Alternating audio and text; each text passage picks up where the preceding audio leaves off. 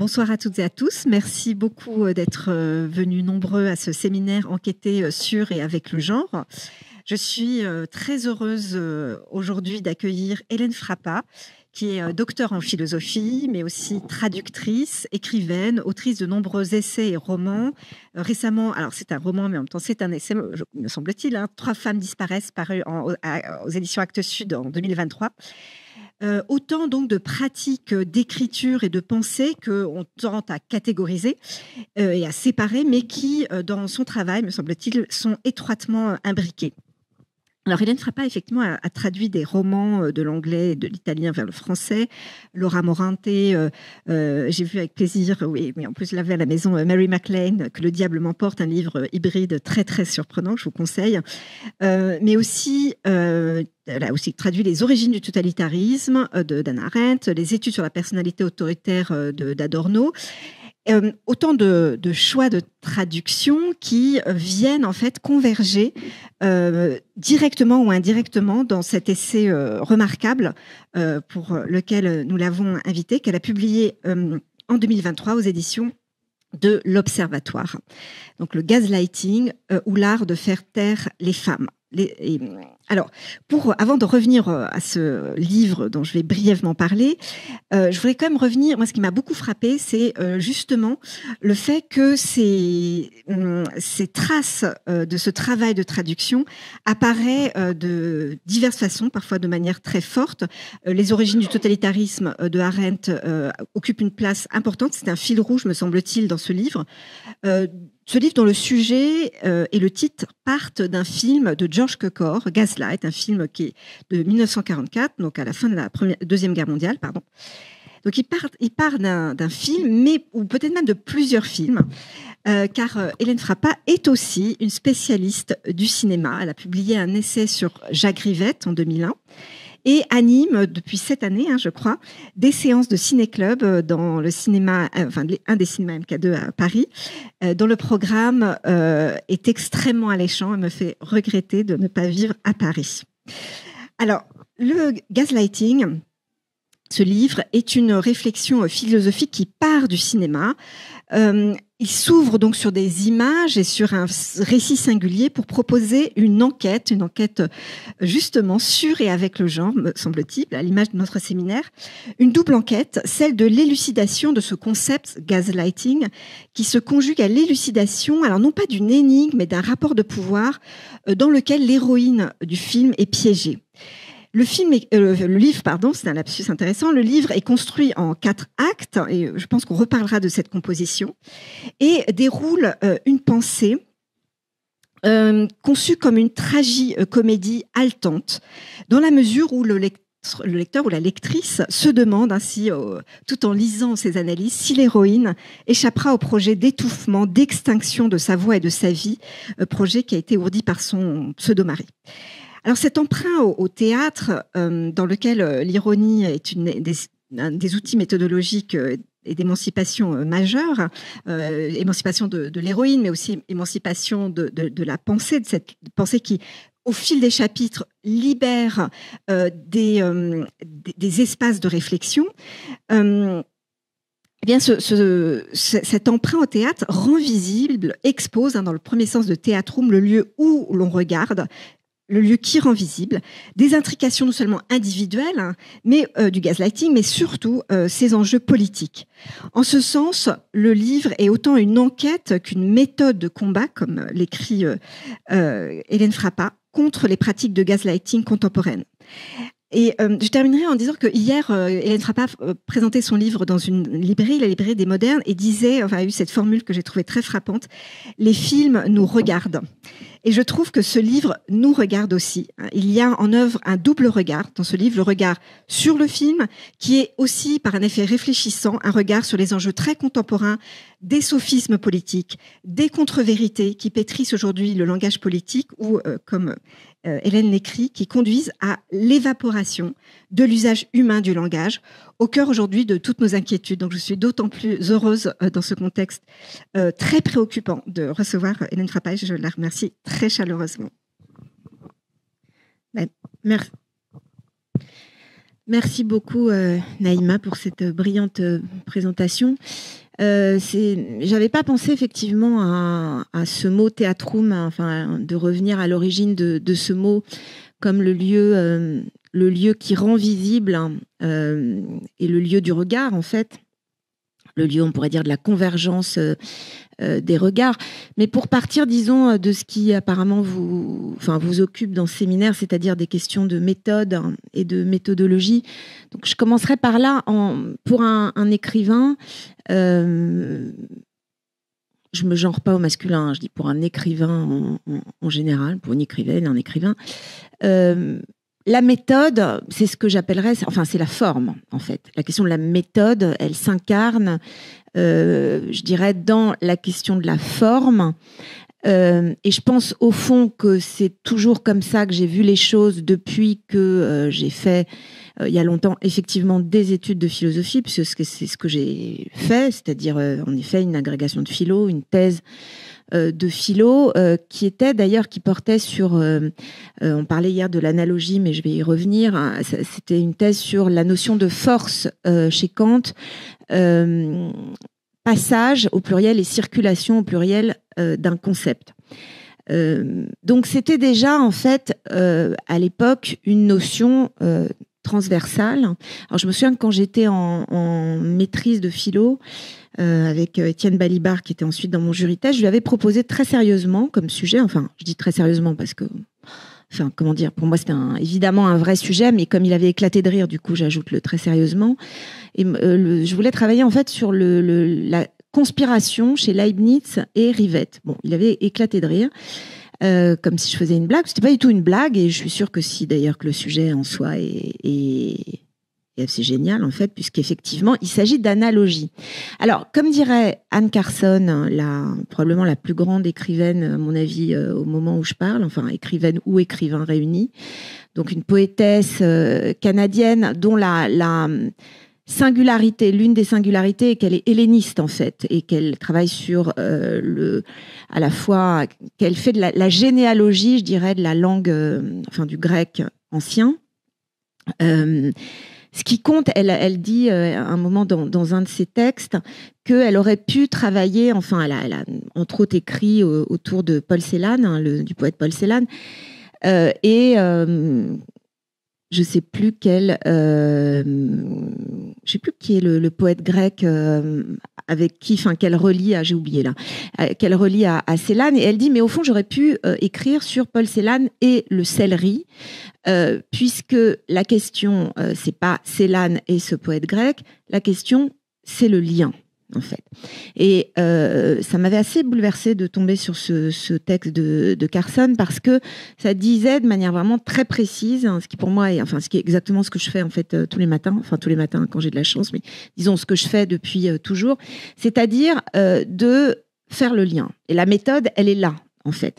Alors, la méthode est là, après, ce qui est finalement, pour moi, la question même du langage, et je dirais la question même de l'humanité.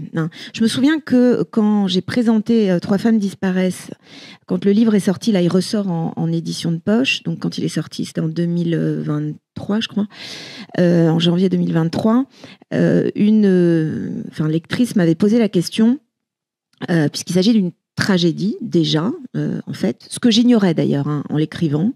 Donc je me suis rendu compte, après l'avoir écrit et en découvrant pour le coup après la publication de ce livre, j'ai découvert, pour le coup, grâce à mon fils aîné, deux autrices que je connaissais pas, qui étaient donc Anne Carson, que je viens de citer, et puis la grande helléniste française, qui est Florence Dupont, que j'ai beaucoup lu depuis et dont j'adore le travail et l'ironie. D'ailleurs, je cite leurs deux traductions, deux traductions d'Eschyle, à la fois de Carson, faites par Carson, réécrites par Carson, et puis par Florence Dupont.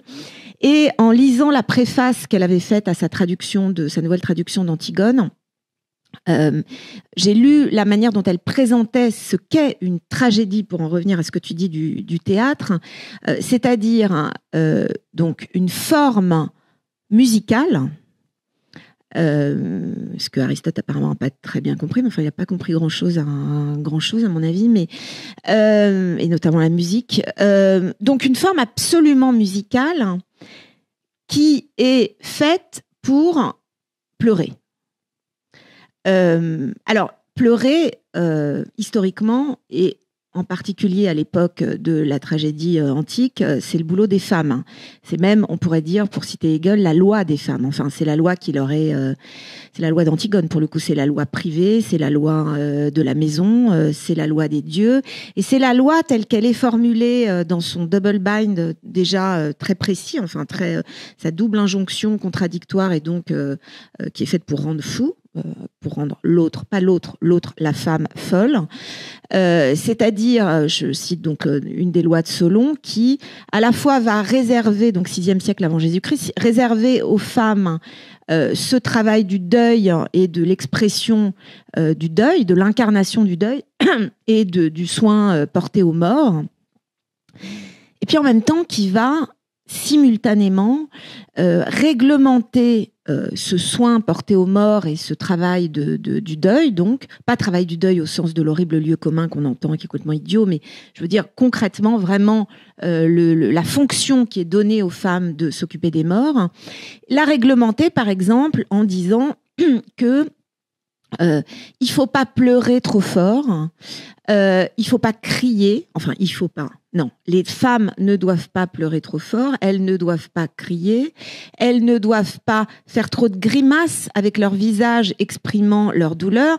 C'est-à-dire qu'en fait, leur lassité leur laisse comme seul espace d'expression semi-publique politique, enfin sous-politique, le soin aux morts, et en même temps leur demande de pas être trop triste, en gros, en tout cas de pas trop le montrer.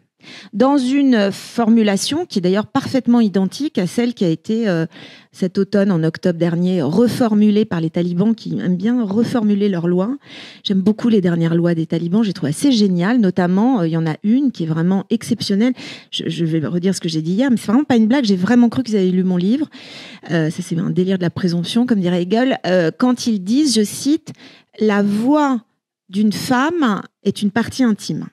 Et où il est dit exactement comme dans les lois de Solon, c'est reparti, en fait ça s'arrête jamais, hein, que il faut pas parler trop fort, enfin la femme ne doit pas, c'est pas il faut parler trop fort, ne doit pas exprimer trop fort, pareil, tout ce qui est du côté du sentiment, du chagrin, de la douleur, etc., au point que la voix doit tellement s'éteindre que après qu'elle a été réduite au chuchotement, finalement il y a même plus de chuchotement possible.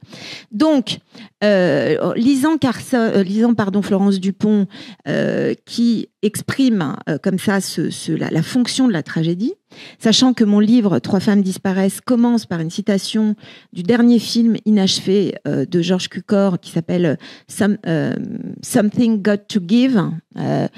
En français, quelque chose doit craquer, je crois. Film donc inachevé par la mort de son actrice principale, Marilyn, donc suicidée, disparue, qui a été disparue, je dirais, comme mes trois héroïnes, en août 62. C'est donc cette citation, c'est « Est-ce que je peux pleurer pour toi? Can I cry for you ?»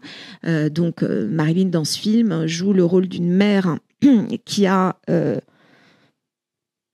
comment dirais-je, qui a abandonné le théâtre domestique, hein, qui a déserté, pour prendre une métaphore guerrière, le théâtre domestique, qui est parti sur un bateau. Le bateau a fait naufrage. Elle a échoué sur une île déserte pendant 3 ans, ce qui fait que quand elle revient au début du film, et quand Georges Cukor, exactement comme dans le film Gaslight, qui m'a passionné, donc accueille ce fantôme, vraiment, enfin, donne hospitalité à cette femme sans aucun jugement sur le fait qu'elle a déserté son foyer, l'a fait revenir. Donc elle revient auprès de ses 2 enfants qui ne la reconnaissent pas. Et il y a une scène extraordinaire où son fils, qu'elle observe en spectatrice, elle sait que c'est son fils, mais lui ne sait pas que c'est sa mère, se fait mal et il pleure.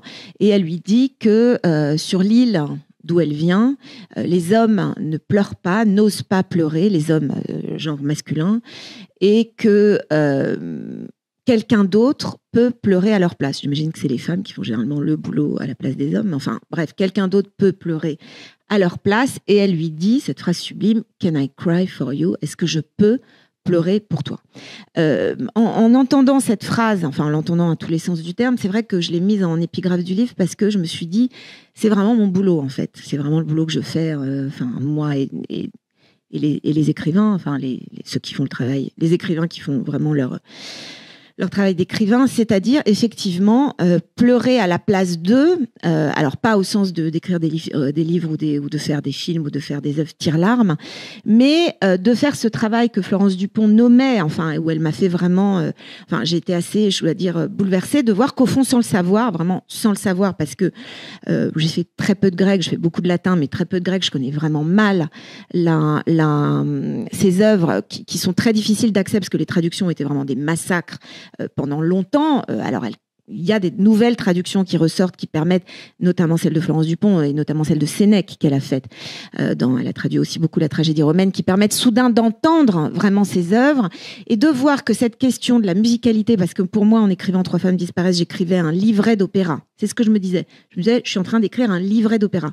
Forme assez, totalement méconnue, oubliée, et qui, moi, m'obsède depuis assez longtemps, notamment les textes que Hofmannsthal a écrits pour Richard Strauss. Donc je parle de cette question de la forme, je suis partie de là, et pour dire que finalement, chaque livre a ce que vous appelleriez sa méthode, qu'un écrivain appelle sa forme. Et c'est comme ça que moi, j'ai pensé les choses, effectivement, depuis que j'ai commencé, donc j'en reviens au début, des études de philosophie, et c'est peu de dire que quand j'en faisais, c'était mal vu et vraiment pas du tout compris. Bon, moi, j'ai toujours pensé que le but d'un être humain, c'était de faire ce qu'il avait à faire dans la vie, et que s'il y avait tellement d'ennuis, c'était que la plupart des gens ne font pas ce qu'ils devraient, ce que chacun a à faire, une chose particulière de sa propre existence, et que pas tellement beaucoup de gens le savent et le font. Donc, j'ai continué sur cette ligne-là, qui était celle, effectivement, de cette ligne analogique, on pourrait dire. Et c'est vrai que quand j'ai fait ma thèse de philosophie, et qu'il fallait écrire alors, je sais pas comment ça se passe, à l'époque, c'était des grandes thèses de 800 pages, mais il fallait faire un discours au début, j'imagine que ça existe toujours. Et dans ce discours, je me suis retrouvée très étonnée moi-même, à vrai dire, d'écrire quelque chose auquel je ne m'attendais pas du tout, qui était de commencer en disant que j'avais choisi le sujet le plus masculin de l'histoire de la philosophie. Donc la force, c'est de la physique, c'est Newton. C'est-à-dire, c'est la question effectivement, de la manière dont, à partir dont Kant va exporter les concepts de Newton dans des champs qui vont vraiment aller, en tout cas tel que moi ça m'intéressait, de la politique, avec différentes variations en allemand, mais je vous les épargne, de cette notion de force qui circule entre la puissance, le pouvoir, la force brutale, etc. Et puis aussi bien, la métaphysique, ça, Kant s'en débarrasse assez vite, mais la question éthique, la question de ce qu'il appelle la diététique, c'est-à-dire la psychiatrie, puisqu'il invente la psychiatrie, etc. Mais donc, au départ, il y a cette notion de force assez aride qu'on trouve chez Newton. Effectivement, à la fois Kant et la force, c'était vraiment un truc de mec, me suis-je dit. Et il se trouve que, finissant ma thèse, je tombe sur une lettre. Donc, dans la correspondance de Kant que j'avais lue en entier, que j'imagine tous les spécialistes de Kant avaient dû lire en entier, a été publiée. Et là, je tombe sur une lettre absolument sidérante que personne avant moi n'avait remarqué. Donc ça faisait 2 siècles et demi, ou je sais pas, oui, Kant est mort en 1801, je crois. Donc ça faisait, je sais pas, je suis nulle en date, 2 siècles à peu près que cette lettre existait et que tout le monde s'en était royalement fichu, qui était donc une lettre d'une femme qui s'appelle Maria von Herbert. Tout ça, c'est le gaslighting, ne t'inquiète pas, mais je parle de méthode, là, de généalogie. Donc, Maria von Herbert, c'est une femme au XVIIIe siècle, donc comme son nom l'indique, c'est une noble, donc elle est plutôt assez cultivée, d'un milieu, c'est plutôt une intellectuelle. Et puis on est au XVIIIe siècle, donc c'est une époque, moi qui m'a toujours fait beaucoup fantasmer parce que je trouvais que c'était par rapport à l'abject XIXe siècle, petit bourgeois et capitaliste et vraiment d'une étroitesse d'esprit, enfin, qu'un roman comme Madame Bovary a quand même bien cerné, j'ai toujours fantasmé sur le XVIIIe siècle. Enfin, si on était évidemment du bon côté social. Elle est du bon côté social. Ce qui veut dire qu'elle a une certaine liberté, une certaine émancipation, cette Maria. Et notamment, elle a un mari, des amants. Bon, bref, tout ça, on s'en fout. On est au XVIIIe siècle. Et puis, elle ment à son amant, qu'elle aime follement, qui n'est pas son mari, donc, et son amant la quitte. Elle est désespérée, cette femme, à ce moment-là, et désespérée au point qu'elle pense à se suicider, sauf que, bon, elle a lu Kant, elle a lu la critique de la raison pratique, et elle sait, du coup, que le devoir envers soi-même est le premier devoir, selon Kant. Moi, je suis kantienne, littéralement, ça fait beaucoup rire. Mon fils aîné me dit que c'est mon problematic fave, Kant. Je ne vois pas en quoi... Vous connaissez, j'espère, cette expression états-unienne. Tu la connais? C'est tellement drôle. Je vois pas du tout en quoi Kant est problématique, mais peu importe. Donc, je continue à être littéralement kantienne. Et donc, elle écrit à Kant et elle lui dit, voilà, j'aimais un homme, grand Kant, je t'écris comme un croyant invoque son Dieu à l'heure de sa mort. J'aimais un homme je l'aimais absolument. Je lui ai fait un grand mensonge, dit-elle, on ne saura pas lequel. Cet homme m'a quitté. Je veux mourir, ma raison m'abandonne, mais j'ai lu la critique de la raison pratique et je sais que je ne peux pas me suicider. Je t'en supplie, elle passe du vouvoiement au tutoiement, je t'en supplie, réponds-moi, ou alors tu es incapable d'agir toi-même selon l'impératif que tu as mis en place. Je pense que cette phrase résume exactement la raison pour laquelle je me suis barrée de l'université française. C'est-à-dire que j'étais entourée de jeunes gens ou de gens plus vieux, qui étaient mes profs, qui n'en avaient mais rien à secouer de cette question qui, moi, m'obsédait, qui était la question de convoquer, en l'occurrence, Emmanuel Kant, et de lui dire tu as écrit en l'occurrence, enfin, tu as écrit des textes, j'y ai cru à ces textes, et donc je te demande, si tu crois toi-même à ces textes, je te mets au pied de la lettre de l'application existentielle de ces textes, et je te demande de m'aider. Kant étant qui il est, c'est pour ça qu'il me plaisait et continue à me plaire beaucoup, il va lui répondre une lettre absolument sublime, plusieurs même, dans laquelle, de manière absolument révolutionnaire par rapport à sa pensée, et là on arrivait encore plus près au gaslighting, c'est la question du mensonge qu'elle lui pose. Vous savez que, dans l'idée qu'on se fait de Kant, le mensonge c'est assez vite réglé, c'est-à-dire soit on ment, soit on dit la vérité. Théoriquement, c'est comme ça que ça se présente dans la critique de la raison pratique. Il se trouve que quand il va répondre à Maria von Herbert et prendre très au sérieux cet homme qui est très obsédé par ailleurs par le suicide, Kant très mélancolique lui-même, va lui répondre une lettre absolument sublime où il va introduire une notion qui va être l'enjeu, en l'occurrence ça va être tout mon premier roman a été là-dessus, mon premier roman qui s'appelle Sous réserve, il va introduire pour Maria von Herbert une notion absolument inédite dans sa pensée qui est la notion de réserve, c'est-à-dire qu'il est possible, sans mentir, de ne pas dire toute la vérité. Chose qui n'apparaît absolument pas dans la philosophie pratique de Kant, sinon dans cette lettre et dans cet échange épistolaire. Alors, surtout ne me citez pas Lacan, je ne peux pas supporter Lacan, mais parce qu'effectivement, ça a l'air, tel que je le formule, ça a l'air d'être un peu lacanien, ma formule. On va laisser Lacan de côté. Mais donc, il est possible, sans dire toute la vérité, de ne pas mentir. Et donc, un échange va se faire de plusieurs lettres, 3 ou 4. Je ne vous dis pas la fin de l'histoire parce qu'elle est déchirante et je ne vous la raconterai pas. Vous pourrez lire mon premier roman si vous avez envie de la découvrir. Mais le fait est que j'ai commencé donc cette soutenance de thèse en disant, voilà, je vais commencer par le courrier du cœur, en fait. Ce courrier du cœur qui a beaucoup intéressé Adorno, d'ailleurs. Quand je l'ai découvert bien plus tard en le traduisant, j'ai découvert qu'Adorno a passé plusieurs années, quand il était aux États-Unis et où il s'est intéressé au fascisme américain, donc dans ce texte que j'ai traduit sur fascisme américain qui est absolument, un texte très visionnaire, puisque vous voyez bien que, moi ça fait un moment que j'avais compris qu'effectivement il était question de fascisme américain, et c'est le sujet de mon livre sur le gaslighting, pas seulement américain, mais la question du fascisme. Donc dans les années 60, quand le Jewish Committee dans les années 50, quand le Jewish Committee va financer une série d'études avec l'école de Francfort exilée en Californie sur la question de la personnalité fasciste, l'échelle F, the F scale, c'est-à-dire est-ce qu'il est possible de mesurer sur une échelle sur la personnalité de la personnalité humaine pour mesurer l'échelle fasciste. Et donc, Adorno va élaborer une méthodologie. Pour le coup, c'est un livre vraiment de méthodologie, enfin, où la méthodologie, c'est l'école de Francfort en même temps, c'est un peu leur obsession, mais va occuper une place cruciale pour savoir comment mesurer justement un potentiel fasciste chez un être humain. Avec évidemment deux présupposés qui sont d'un côté un présupposé freudien, disons, qui est qu'il existe une personnalité humaine, et puis un présupposé marxiste qui est il va falloir étudier tout le background, notamment familial, pas seulement social, mais surtout familial de chacun de ces individus. Donc Adorno lui-même s'est énormément à cette époque intéressé à la fois à l'horoscope et au courrier du cœur, et c'est quelque chose qui m'a beaucoup frappé des années après.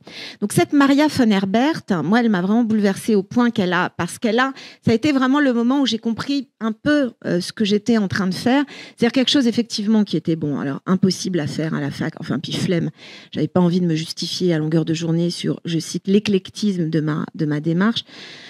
Mais en effet, c'était quelque chose que moi j'ai décrit un peu plus tard comme étant une sorte de fonction d'agent triple, qui était que je circulais entre plusieurs domaines. Bon, j'adore les romans d'espionnage, j'en ai écrit un d'ailleurs, c'était mon deuxième roman qui s'appelait L'agent de liaison, qui était un roman d'espionnage du langage, où j'espionnais le langage, notamment ma langue maternelle, le langage de ma mère. Ou le non-langage de ma mère. Et donc, dès le départ, c'est vrai que pour moi, cette question à la fois du cinéma comme objet, comme pour en revenir... Alors, c'est drôle parce que moi, je déteste le théâtre, mais j'adore le cinéma. C'est une opposition assez classique chez les cinéphiles un peu névrotiques comme moi. Mais ce que tu dis, ce que tu rappelles de l'étymologie de ce mot, c'est effectivement absolument... sublime, je trouve, parce que c'est vraiment la question. C'est-à-dire... En gros, le lieu du regard, qui est le double lieu, je dirais, aujourd'hui, du désir et de la pensée. Alors, la question du désir, elle s'entend, je dirais, en deux sens. En deux sens qui sont deux sens qui nous ramènent d'ailleurs, évidemment, tout de suite à la question du genre. Et tu parlais de mon ciné-club, j'ai appelé ce ciné-club Cinémagora pour, parce que j'en avais assez des lieux communs sur l'agora, alors la supériorité blanche occidentale qui remonte à Athènes, enfin tout ça, ce sont des fantasmes complets qui sont très prégnants dans la pensée occidentale, contemporaine, pas seulement chez les fachos, je veux dire. Et il y aurait donc cette agora qui quand même repose sur un délire grec, l'autochtonie, cette idée que l'homme, je veux dire individu de genre masculin, le citoyen athénien, qui exclut entièrement la femme, se serait auto-reproduit un peu comme des barbapapas en sortant de terre, littéralement je veux dire, sortant de terre et s'auto-reproduisant, et parce qu'il y a cette phobie de comment se passer des femmes pour produire des citoyens de genre masculin. D'où cette mythologie de l'autochtonie. Donc j'avais envie de voler ce terme de l'agora. Alors c'est pas très original ce que je dis, c'est-à-dire entre-temps j'ai aussi beaucoup lu quelqu'une que j'avais malheureusement pas lu il y a longtemps, c'est fort dommage, mais que je me suis rattrapée depuis, qui est l'immense Nicole Laureau. Plusieurs textes, alors, La Voix endeuillée que je cite, un texte sublime qui s'appelle attends, parce que du coup comme il n'existe plus en français, je l'ai lu en anglais, c'est Harvard qui l'a republié. Attends, c'est Manière tragique de tuer une femme. Un texte absolument magnifique qu'elle écrit et qui fait vraiment écho, je l'ai lu pareil après Trois femmes disparaissent, mais qui fait vraiment écho à ce livre Trois femmes disparaissent, qui est un livre donc où je vous dis, j'ai découvert que la forme était la forme même de la tragédie. Donc dans mon dernier Cinémagora, j'ai passé le film de Paul Verhoeven, Basic Instinct, et je disais que ce qui est vraiment intéressant, c'est qu'il s'agit pas en fait d'un remake comme on pourrait le penser, comme ça un peu premier degré de Vertigo d'Hitchcock, parce que il s'agit vraiment de révolutionner, enfin de commettre un parricide en fait, ou un matricide, enfin un chaticide, je dirais, un meurtre par la chatte de chat Sharon Stone du film littéralement de Vertigo. C'est-à-dire que dans Vertigo, l'héroïne interprétée par Kim Novak, cette femme qui va être tuée 2 fois dans le film, puisqu'il s'agit vraiment d'un manuel de nécrophilie sur comment Hitchcock va nous raconter de manière sublime. Enfin, j'adore ce film. J'ai aucune critique de ce film, puisque le point de vue de ce film est d'une honnêteté absolue avec ce qu'il raconte, d'une frontalité. Honnêteté, c'est pas le sujet. Je suis pas là pour faire on n'est pas à la messe, donc on s'en fout. Mais d'une frontalité absolue sur ce qu'il raconte, c'est-à-dire, voilà, je suis un homme qui ne peut baiser qu'avec des mortes. Et je vais vous raconter ça. Et il le raconte. Et quand une femme n'est pas assez morte, on va la retuer une 2e fois, etc. Donc, c'est une actrice, elle est toujours vue, elle est la proie du regard génial en tant que mise en scène, ce regard de prédation qu'est le regard hitchcockien, sur lequel j'ai enquêté et sur lequel j'ai découvert que il y avait de la prédation, mais il y avait même de la prédation concrètement sur les tournages, qui fait que effectivement Hitchcock a violé Tippi Hedren, ce qui n'a pas empêché Hitchcock de violer Tippi Hedren sur le tournage de Marnie et des oiseaux et de réaliser Marnie et les oiseaux du point de vue, Marnie, des femmes violées. Donc ne laissons pas tomber la question de l'ambiguïté du regard, parce qu'elle est, à mon avis, essentielle et très difficile à penser parfois actuellement, ce qui est fort dommage, je pense. C'est-à-dire toujours la question du point de vue, qui est la seule qui m'intéresse, en philosophie, en politique ou au cinéma. Et la force politique, la force philosophique du cinéma, c'est qu'elle nous convoque exactement, pour parler comme sur France Culture, je déteste l'expression, mais tant pis, je vais la dire, à cet endroit-là du regard. Donc, Vertigo, une femme est regardée, donc elle meurt. Basic Instinct, une femme regarde, donc elle tue. Voilà.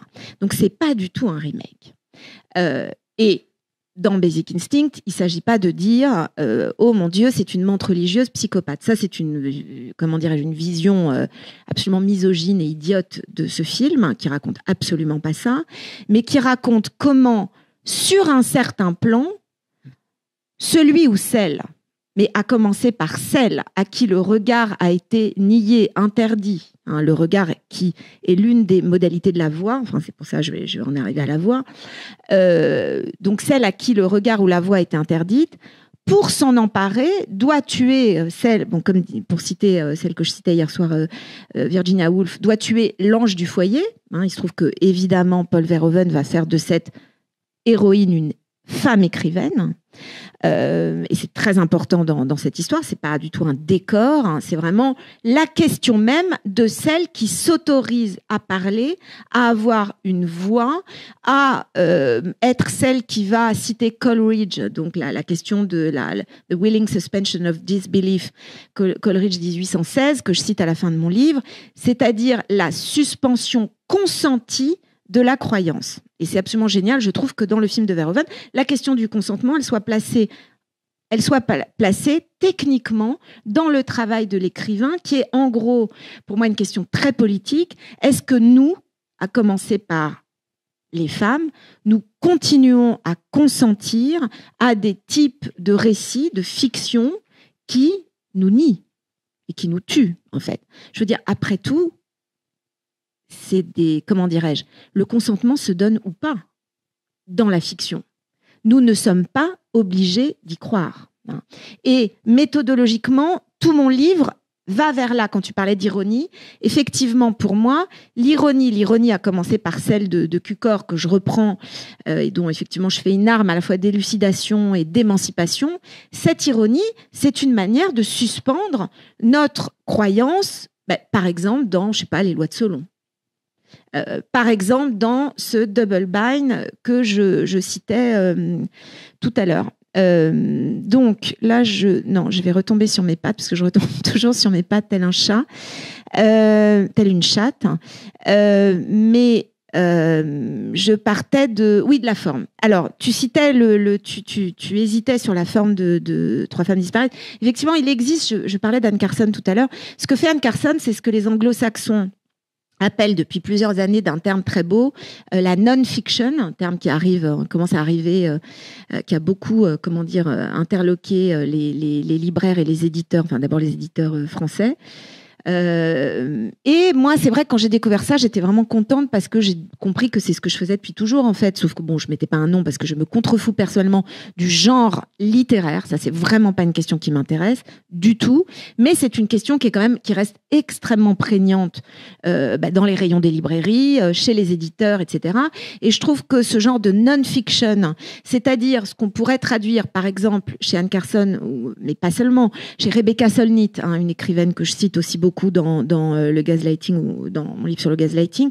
Rebecca Solnit, qui est entre autres l'inventrice du concept de mansplaining, c'est justement le fait que c'est un genre qui est transgenre en fait, qui transgresse toute frontière de genre littéraire, et ce sont des livres en fait où simplement, et tu parlais de Mary, ce que le diable m'emporte, voilà, ce livre absolument génial que j'ai traduit. Comment ? Mary MacLane, voilà, qui était un livre effroyablement difficile à traduire, de très loin le livre le plus difficile que j'ai traduit, qui est un livre qui a été publié au début du 19e siècle par une autrice totalement oubliée, absolument ahurissant, donc une jeune femme issue d'un milieu prolétaire du fin fond d'un État, enfin du fin fond de la Cambrousse états-unienne, enfin une espèce de ville minière. Elle est en partie d'origine irlandaise, d'origine écossaise, pas irlandaise.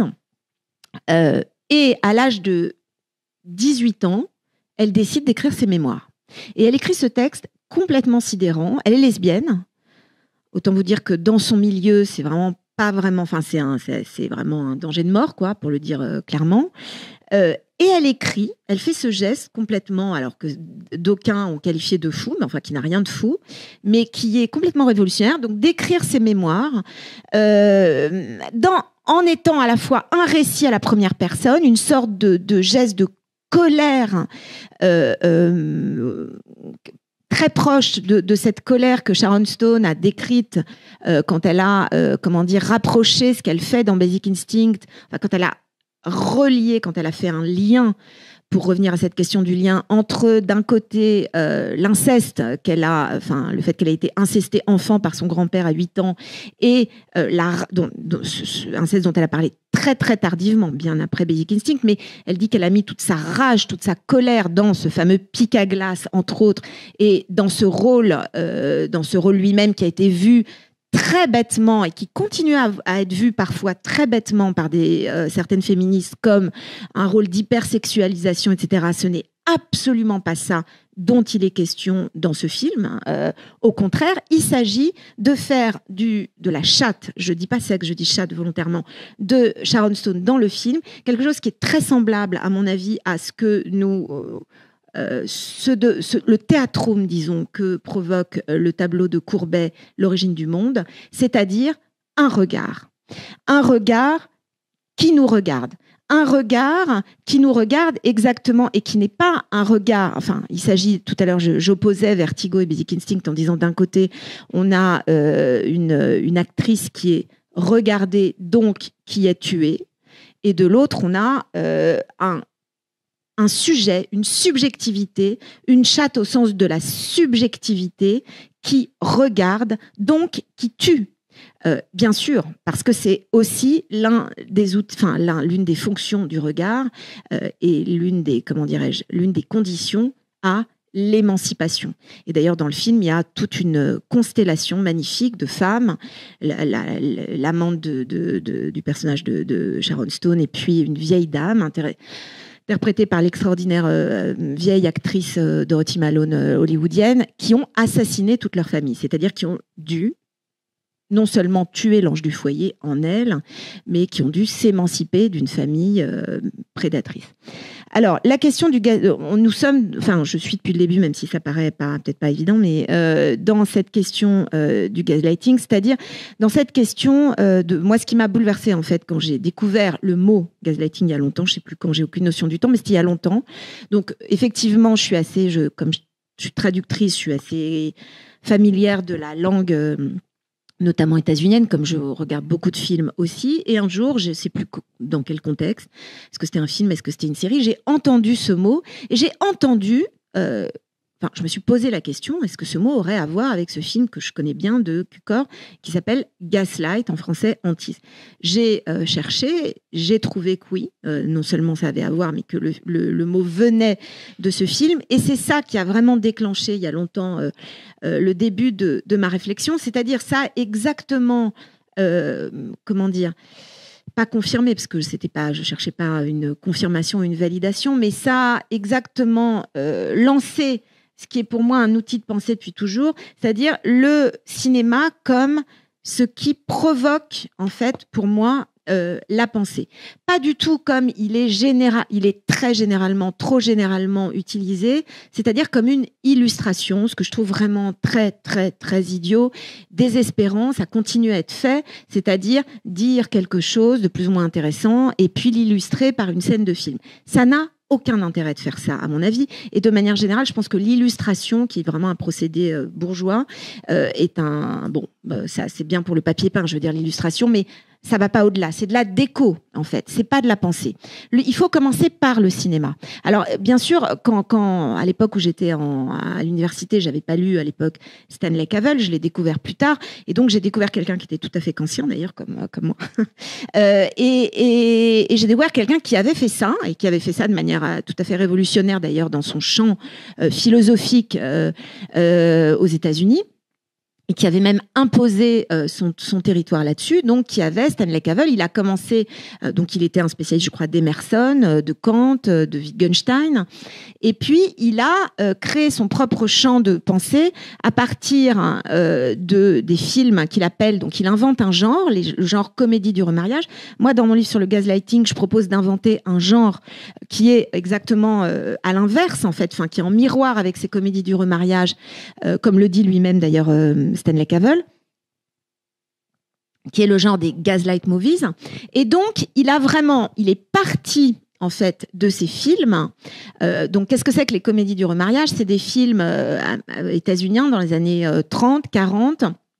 Alors il y a des films de Hawks, il y a des films de Cukor évidemment, il y a des films de Léo McCarey, et ce sont des films dont le plot est toujours le même, qui est un couple hétéro, c'est un couple hollywoodien, donc un homme, une femme, donc un couple traditionnel, a été marié ou est encore marié, ne fait que s'engueuler, du coup divorce, et en fait va ensuite continuer à s'engueuler jusqu'à se remettre ensemble.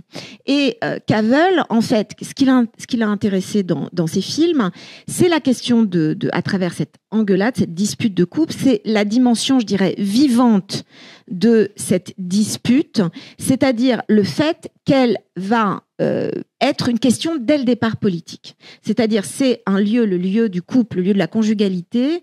Ce lieu-là, il est un lieu politique, et la notion même de conversation, en l'occurrence, s'engueuler, c'est être encore à égalité. C'est-à-dire, c'est encore. Et d'ailleurs, Cavell pointe les lieux où, dans certains films, par exemple, Madame porte la culotte, le film de Cukor, très attentif aux questions de franchissement de la notion de l'égalité, va montrer à un moment, entre Spencer Tracy et Katharine Hepburn, il y a une scène où Spencer Tracy va gifler Katharine Hepburn, et là, elle lui dit « pas ça. Là, tu franchis une limite qui est insoutenable, en fait, qui n'est pas franchissable, qui est la limite de la... Enfin, on est sorti de la conversation, et on est entré dans la violence. » Alors, la question du gaslighting, et Cavell a consacré un très beau livre abominablement mal traduit, donc je vous conseille vraiment de le massacrer en français, qui s'appelle en anglais Protesting Tears, titre sublime, la protestation par les larmes, la contestation, non, c'est contesting Tears, Je crois que c'est Contesting Tears. Donc c'est vraiment en fait la révolte par les larmes. Hein. Donc j'en reviens, enfin je ne sors pas de cette question des larmes qui pour moi est vraiment cruciale parce qu'elle pose vraiment la méthodologie même de ce que fait un écrivain, c'est-à-dire la question de l'empathie, pas comme un terme gnangnan et macronien. Hein. C'est-à-dire quand Emmanuel Macron a employé le mot empathie et le mot bienveillance, c'était du gaslighting. Et c'est une des raisons d'ailleurs qui fait que j'ai écrit ce livre. C'est précisément pour étudier ces cas où un mot qui est pour moi vraiment l'essence même de ce que fait la littérature, c'est-à-dire de ce que font les écrivains, c'est-à-dire se mettre à la place d'eux. Par exemple, hein, on parlait d'Henry James, parce que Naïma comme moi adore Henry James. Si on prend un livre comme... Henry James n'a fait que se mettre à la place des petites filles, tout le temps. À commencer par le plus grand livre jamais écrit, qui est écrit à la place d'une petite fille, qui est Ce que savait Maisie, What Maisie Knew, ou c'est le premier livre, je crois, enfin c'est peut-être pas le premier, j'en sais rien, mais je suis pas historienne, mais en tout cas, à ma connaissance, un des premiers livres sur le divorce, vu entièrement du point de vue d'une petite fille, qui a 5 ans, je crois, au début du livre, et qui est, dit-il, jetée comme une balle de, je sais plus, c'est ping-pong ou tennis, comment ? Oui, voilà. Je suis nulle en métaphore sportive, mais voilà, entre son père et sa mère. Et donc, la violence de cette situation, enfin, non pas qu'ils critiquent le divorce, hein, c'est vraiment pas, ils sont contre les couilles, je dirais, Henry James, c'est pas la question. En revanche, sa question, c'est, sa seule question, c'est dans l'institution familiale, non, plutôt, pas pourquoi, comment l'institution familiale massacre les enfants. Comment l'institution familiale normée, qui est le mariage traditionnel, a pour but de tuer les enfants. C'est à peu près ce qui se passe dans tous les livres de James. Le plus frontal et le plus insoutenable, d'ailleurs, étant un livre qu'adorait Jacques Rivette et qu'il a adapté dans Céline et Julie vont un bateau, qui est L'autre maison, où littéralement, la petite fille va être vraiment butée. C'est-à-dire, il sera, au cas où les lecteurs de James n'ont pas compris ce qu'il faisait, là, il le fait vraiment. C'est-à-dire, elle va se faire assassiner. Donc, la question de l'empathie, encore une fois, je l'emploie pas, je disais, dans un sens macronien, c'est-à-dire, c'est quoi le sens macronien ? C'est-à-dire le gaslighting, c'est prendre le mot empathie et lui faire faire le contraire de ce qu'il dit.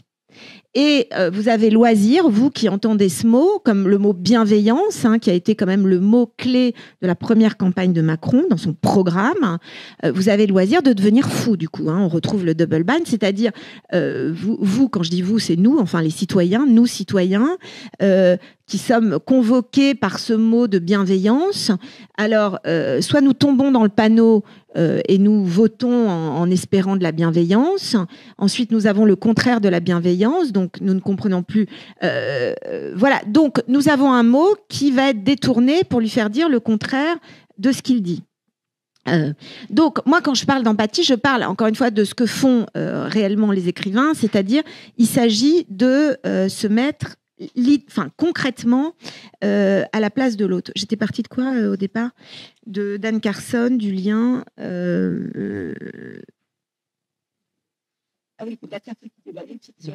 oui, oui, voilà. Je parlais de la. Je suis intriguée quand les gens partent au milieu. Non, d'accord. Bon, ça va. Je suis pas paranoïaque, donc heureusement. J'ai d'autres névroses, mais pas celle-là. Donc, non, c'est vrai. Heureusement. Sinon, je serais fasciste. Le principe des grosses paranoïas, de la psychose plutôt fasciste. Donc, qu'est-ce que je voulais dire ?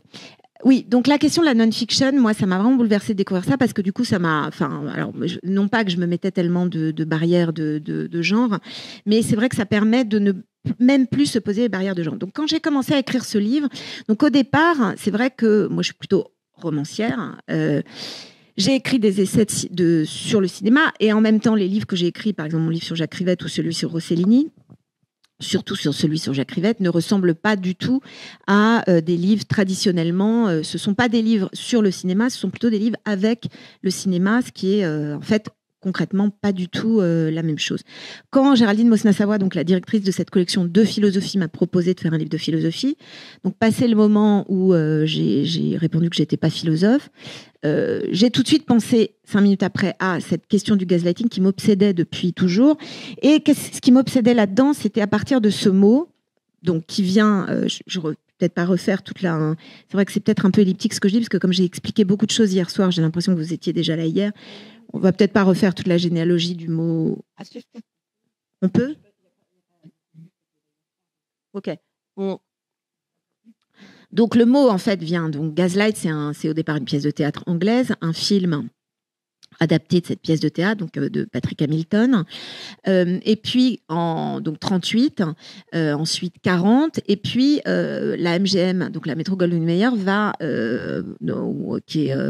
avec qui Cukor est en contrat à l'époque, va racheter les droits du film, c'est-à-dire détruire les copies aux États-Unis du film anglais, et va donner les droits donc à Cukor, qui va métamorphoser complètement le film anglais, qui est pas génial en réalité. Enfin, le script, la pièce de théâtre est très, enfin, c'est une très bonne pièce de théâtre. Mais le film Cukor va révolutionner complètement le film. Et donc, en 1944, date qui pour moi est vraiment cruciale, il va donc faire réaliser ce film. Pourquoi crucial? Parce qu'on est à la fin de la Seconde Guerre mondiale. Cukor est un juif hongrois qui est né à New York, mais à mon avis absolument hanté par ce qui se passe en Europe à ce moment-là.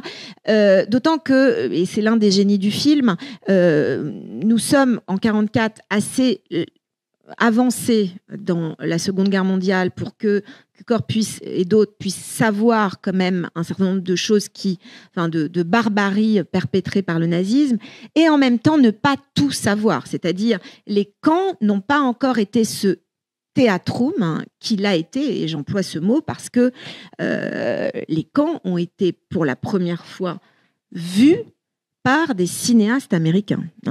L'ouverture des camps, je parle des camps d'extermination, notamment du camp d'extermination d'Auschwitz, cette ouverture des camps, donc cette libération des camps par l'armée, sous l'égide de l'armée américaine, elle a été simultanément filmée par les plus grands cinéastes états-uniens de l'époque, John Ford, Fuller, et puis merde, comment il s'appelle, celui qui faisait tous les films magnifiques avec Fred Astaire, son nom va me revenir, les films, les comédies musicales sublimes des années 30, son nom va me revenir. Donc c'est très important en fait que les États-Unis, enfin l'armée américaine, je veux dire, ait compris. Les États-Unis sont un pays de cinéma. Je veux dire, le génie américain, il est à Hollywood. Le génie de la propagande états-unienne, il est à Hollywood. Et encore une fois, je le répète comme hier, ce n'est pas, de mon point de vue, le mot propagande hollywoodienne n'est pas une critique, c'est plutôt un hats off, enfin je dirais chapeau bas. Cependant, il s'agit évidemment de propagande, ça qui est très intéressant. Et d'ailleurs, passé le moment où les États-Unis ont refusé au début de la guerre de s'engager en Europe, le tournant de l'entrée en guerre des États-Unis, il a été essentiellement rendu possible à Hollywood, c'est-à-dire ce moment où c'est à Hollywood que la population états-unienne qui était absolument contre, enfin qui n'avait rien à foutre de l'Europe et qui n'avait aucune envie d'envoyer leurs enfants se faire tuer en Europe, qui ne savaient même pas qui était Hitler, c'est le moment où des centaines de films assez extraordinaires vont être réalisés en partie d'ailleurs par des cinéastes juifs exilés aux États-Unis, qui vont essayer, notamment Fritz Lang, qui n'était pas juif mais qui est exilé aux États-Unis, qui vont essayer d'ouvrir la conscience du spectateur états-unien à pas du tout en faisant de la propagande, mais justement en essayant de leur faire suivre ce chemin de pensée jusqu'au moment, je pense notamment au plus beau film jamais réalisé de ce point de vue-là, qui est Manhunt, la chasse à l'homme, je pense en français, de Fritz Lang, le chemin de conscience, au sens où Rossellini emploiera ce terme ensuite dans le néoréalisme, qui amène un spectateur à s'engager, en fait. Pas par la propagande, mais dans l'accompagnement d'une liberté de pensée du spectateur. Ça, c'est très fort. C'est exactement ce que fait Cukor. Je pense encore aujourd'hui que le cinéma hollywoodien est effroyablement sous-estimé, notamment par les intellectuels qui le regardent de haut, par les universitaires aussi qui le regardent de haut, et que c'est fort dommage car c'est un lieu de génie et c'est un lieu de pensée, mais inouïe. Voilà, bon, ça, je le dirais, je milite pour ça. Donc, Cukor, il est de cela. Quand il arrive, donc Cukor, c'est un génie. Hein, il n'y en a pas des masses des génies, des grands cinéastes, il y en a plein. Cukor est un génie. Rossellini, à qui j'ai consacré un livre, est un génie. Et pourquoi c'est un génie, Rossellini? Parce que il va accomplir ce qui, selon Adorno, est impossible. Hein, c'est-à-dire rendre l'art possible après Auschwitz. Littéralement, il le fait littéralement. Je veux dire, c'est le programme qu'il se fixe, c'est-à-dire après la destruction de la conscience humaine par le nazisme, pas seulement d'êtres humains, mais de la conscience humaine, rendre possible l'existence d'un cinéma, d'un art qui va justement assister à la naissance de cette conscience à travers des personnages de femmes et des personnages de femmes qui se font massacrer par leurs maris. Leurs maris qui sont parfois des maris nazis. Ça, c'est le dernier Gaslight movie de Rossellini avec sa femme Ingrid Bergman. C'est La Paura ou Die Angst, selon le titre.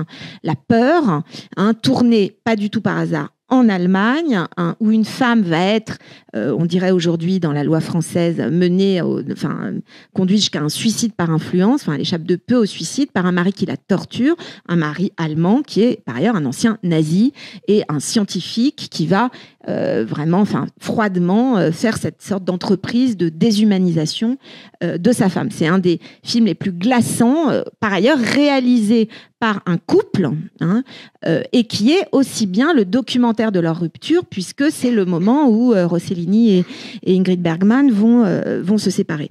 Donc, cette question-là, disons, la question de la déshumanisation, telle que le nazisme l'a opérée, dans le cinéma, et pas seulement états-unien, mais à commencer par Cukor, elle va être son théâtrum. Je vais répéter ça, maintenant c'est fini, quoi. Je ne vais plus dire que ce mot. Son théâtrum, merci Naïma, va être la chambre conjugale, l'espace conjugal. L'espace conjugal traditionnel, donc monsieur, épouse, madame, et en fait, traduction, monsieur massacre madame. Ça, c'est le sujet de Cukor. Alors, Cukor s'en contrebat les couilles du mariage. Enfin, je veux dire, et je dis pas ça parce que Cukor est homosexuel, mais pour le redire d'une autre manière, Cukor, le mariage traditionnel, ça le fait rire. Alors, c'est un homo assez planqué, enfin, un peu planqué, on va dire. Mais pas du tout au point de se marier. Hein. Il a réalisé le premier film queer le plus génial de l'histoire de l'humanité, qui reste le plus grand film queer à mon avis de tous les temps, qui est Sylvia Scarlett 1937, Cary Grant et Catherine Hepburn. Je vous conseille vivement de le voir, sur ce que c'est que le genre, pour le coup. C'est-à-dire, en termes Kemp, que de la réinvention et de l'artifice. Hein. Il ne croit pas à la nature. Il ne croit pas à la tradition. Autant dire que le mariage traditionnel qui repose sur un idéal, enfin une norme, naturelle de procréation, au mieux ça l'emmerde, au pire ça le fait franchement rire. Donc quand il reprend ce film, qui est l'histoire d'une femme, d'une jeune femme, très jeune femme, qui est la nièce, mais on pourrait dire la fille, parce qu'elle est orpheline, elle n'a pas eu de parents, elle a été élevée par une tante. Cette tante a été victime d'un féminicide, donc elle a été étranglée, très important. C'était une cantatrice, donc une chanteuse, très important. Elle a été étranglée, je dis important, et je joins le geste à la parole, parce que dans une majorité écrasante de cas de féminicide, donc systématiquement évidemment réalisés, il faut toujours le repréciser, je ne sais pas pourquoi, mais bon, par des hommes sur des femmes, l'homme, le criminel, l'assassin, dit « j'ai voulu la faire taire ». Donc cette question de l'écrasement de la voix, elle est essentielle. Et je dois dire que mon livre sur le gaslighting est sorti en Italie cet automne, dans une merveilleuse maison d'édition, et j'étais ravie, mais enfin, je suis allée le présenter en Italie, et il se trouve que je l'ai présenté notamment dans une ville, et dans une université, parce qu'il y a des études de genre assez géniales à l'université de Padoue, donc à Padoue, où exactement une année auparavant avait eu lieu un des nombreux, très nombreux féminicides, mais enfin le premier féminicide qui a été nommé comme tel et surtout qui a été comment dire, qui a révolutionné, on peut dire, l'Italie, qui est un pays que je connais très bien, enfin qui est un peu mon deuxième pays, qui était donc le meurtre, l'assassinat de Giulia Cecchettin, une jeune étudiante de 20 ans, donc de l'université de Padoue, qui avait un petit ami très abusif, enfin abuseur, enfin qui je fais un peu des anglicismes, et qui donc a quitté ce garçon qui ne cessait de la harceler, de la menacer, etc. Il a continué à la harceler jusqu'au moment où il est allé la kidnapper chez elle. Il lui a scotché la bouche et il l'a embarquée dans sa bagnole et ensuite il l'a assassinée de 77 coups de couteau. Donc, quand mon livre est sorti, c'était par hasard, c'était vraiment très bouleversant, le jour notamment où je l'ai présenté à l'université, dans une université à la fac de philo, dans un séminaire créé par 3 jeunes étudiantes, absolument génial d'ailleurs. Il se trouve que j'avais le livre donc publié dans la version italienne où l'éditeur avait mis donc une photo de Bergman et Charles Boyer donc du film et entre guillemets, je dirais par hasard, puisque c'était avant cette histoire avant le meurtre de Giulia Cecchettin. Donc on les voyait en noir et blanc et il y avait un énorme scotch rose sur la bouche d'Ingrid Bergman. Et ça m'a vraiment sidérée, bouleversée, parce que souvent j'avais pas vu avant. J'ai vu que c'était ça que ça racontait en fait. Et donc j'ai montré le livre et j'ai dit voilà, en fait, j'ai voulu faire la généalogie de ce adhésif, on dit en italien, de ce scotch, en fait. De ce scotch qui est celui que l'assassin, donc, je refuse de me retenir son nom, Tortura, je crois qu'il s'appelle, de ce garçon, donc, dont le procès commençait pile le jour où j'ai présenté mon livre, avait mis avant de l'assassiner, parce que je veux dire, il aurait pu se contenter de lui, 75 coups de couteau, 77 coups de couteau.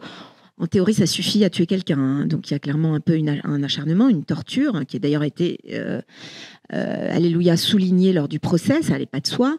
Mais il y a ce scotch, cet adhésif, c'est-à-dire ce qui revient dans tous les... Alors, j'aime pas le mot auteur de féminicide, parce que je ne pense pas que ce soit des auteurs, mais chez tous ces meurtriers, qui est cette volonté revendiquée, sur le mode même de la plainte, de la pleurnicherie, du genre, putain, c'était l'horreur, quoi, elle parlait. L'enfer, quoi. J'ai voulu la faire taire. Bertrand Cantat, je veux dire. Pour le coup, le féminicide, c'est toujours en 2 actes. Hein. 2 actes. Pauvreté de l'imaginaire masculiniste. Acte 1, la violence. Acte 2, la pleurnicherie. Donc, acte 1, couteau. Et adhésif et couteau. Acte 2, terrible. Hein. Elle parlait. Hein, vous me comprenez, monsieur le juge. Et là, le juge répond, oui, il y a... viol et viol. C'est ce que le président du tribunal a dit quand même, cette phrase est assez exemplaire, je dirais. Donc, pour en revenir à Georges Cukor, pendant ce temps, Georges Cukor continue à rigoler, il voit le mariage et il dit « Ok, là vraiment, c'est pas possible, donc je vais faire un film. Pas sur un méchant mari, parce que, encore une fois, ça ne l'intéresse pas, donc je vais pas faire un film noir, je vais pas faire un whodunit du genre qui est le coupable, je vais faire un film sur le mariage. Je vais faire un film, en fait, pour en finir avec le mariage. » Et je dois dire que ça a plutôt marché, d'une certaine manière, cette histoire-là, puisque ça a donné lieu à ce mot de gaslighting. Donc, il va confronter cette jeune femme, donc nièce de cette cantatrice mondialement connue, donc qui a été étranglée, à un homme dont elle ignore qu'il est l'assassin de sa tante, et qu'en fait, il est déjà marié. Donc, il va être bigame en l'épousant et qui va la manipuler pour la manipuler, comment dire, par toutes sortes de stratagèmes pour la forcer à revenir dans ce qu'elle appelle the House of Horror, la maison de l'horreur, la maison des horreurs, qui est donc ce lieu où elle a vécu, qu'elle a fui, qui est le lieu du féminicide auquel elle a assisté quand elle était petite. Donc, c'est un classique, hein, vous allez me dire. Je pense d'ailleurs que ce serait bien, enfin, pour autant que la psychiatrie publique intéresse les gouvernements libéraux qui n'en ont clairement, enfin, qui sont juste là pour détruire le service public, mais ce serait quand même bien de renforcer le soutien, pas seulement psychiatrique, mais entre autres des enfants. Enfin, il y a des travailleurs sociaux qui le font, mais je veux dire qu'il y a une volonté d'État de renforcer enfin pas de renforcer, on va dire de créer quelque chose du côté justement de l'hospitalité, pour reprendre ce mot que j'ai employé au début, faite à ces enfants qui qui ont toujours assisté à cette violence et qui en ont été victimes au premier plan. Donc elle fait partie de ces victimes, elle se retrouve dans cette maison, et ce que je disais hier soir, effectivement, ce qui est frappant, c'est que le plus grand film jamais réalisé sur le mariage, c'est un film d'horreur, en fait. C'est le film de Cukor, c'est littéralement un film d'horreur, c'est un film gothique, qui va plonger cette jeune femme sublime, Ingrid Bergman, très jeune, en parfaite santé, en grande forme, folle amoureuse, très joyeuse, très talentueuse, très riche, très important, parce que ça veut dire qu'elle a l'autonomie, l'indépendance. À une époque, c'est censé se passer à l'époque victorienne où les femmes n'ont pas cette indépendance. Donc elle a finalement toutes les raisons d'être un sujet. Elle veut chanter, et tout de suite, elle s'auto-censure en disant « je n'ai pas de voix ». Et son prof de chant, d'ailleurs, lui dit « vous êtes amoureuse, donc vous ne pouvez pas chanter. Vous devez vous marier ». Donc elle épouse, elle croit épouser, parce que encore une fois c'est de la bigamie. Donc déjà c'est une arnaque, ça commence par arnaque, c'est du gaslighting, hein, c'est exactement comme je disais tout à l'heure, c'est pareil que quand Macron vous parle de bienveillance. Il a arrêté, hein, parce que maintenant je crois qu'il est vraiment, il essaye même plus, mais bon, c'est pareil quand par exemple Marine Le Pen dit que son parti n'est pas antisémite, enfin voilà, gaslight. Et donc, c'est pareil que quand je ne sais qui dit que Elon Musk a fait un salut nazi, parce qu'en fait, il est Asperger. Non, mais alors là, re-gaslight. Non, il a juste fait un salut nazi, en fait. C'est littéral. Donc, elle va être plongée dans cette maison de l'horreur. Elle va croire qu'elle est mariée. Elle ne l'est pas. Et très vite, va s'installer une situation de manipulation pour convaincre cette jeune femme, pour que le mari de cette jeune femme la convainque très facilement qu'elle est folle, qu'elle est hystérique, qu'elle est malade, qu'elle devrait aller se recoucher, qu'elle devrait finalement peut-être être internée, qu'elle est folle comme sa mère. Sa mère n'a jamais été internée, mais elle va réussir à croire que sa propre mère, qu'elle a connue, à la différence de ce mari qui ne l'a jamais connue, était folle comme elle-même et comme une lignée de, etc. Et en arriver à ce que peu à peu, la voix de cette femme, c'est-à-dire à la fois le contenu de ce qu'elle dit, ces phrases qui vont être complètement... Enfin, elle va se mettre à bégayer, elle va ne plus jamais réussir à terminer une phrase. Tout ce qu'elle va dire va être qualifié par le mari de sans intérêt, d'idiot, d'insensé, de ni queue ni tête. Et puis, finalement, la matière même de ce qui fait d'une voix une voix, c'est-à-dire le son de sa voix, qui va baisser de plus en plus jusqu'à ce qu'elle ne puisse même plus dire un seul mot. Alors, ça, j'en reviens pour le coup à ce que je disais, la citation tout à l'heure, assez géniale que je faisais dire, enfin, c'est pas la citation qui est géniale, mais enfin, oui, effectivement, cette phrase assez géniale des talibans qui a le mérite d'être claire. Cette phrase des talibans, je pense que nous, occidentaux, notoirement supérieurs, nous aurions tort parce que quand je la cite, j'ai remarqué que beaucoup de gens se sentent très rassurés du genre nous on n'est pas chez les talibans, etc. Je pense que nous aurions tort de l'entendre comme une sorte d'épouvantail de notre civilisation parfaitement à l'abri de cette idée selon laquelle, je recite les talibans, la voix d'une femme est une partie intime. Donc ça veut dire la voix d'une femme, c'est sa chatte, pour en revenir à la chatte de Sharon Stone, mais pas du tout dans un sens de Verhoeven, qui est regarder cette chatte, ou plutôt accepter d'être regardée par elle, accepter d'être regardée par cet outil, par un outil, en fait, c'est pas du bricolage, mais par ce lieu de la pensée, qui est le lieu du désir. Le désir au cinéma, ça n'est que de la pensée. Hein. Je parle pas du désir au sens de des abus qui se passent sur les tournages. Je parle du fait que regarder, c'est désirer. C'est ça que ça nous montre, le cinéma.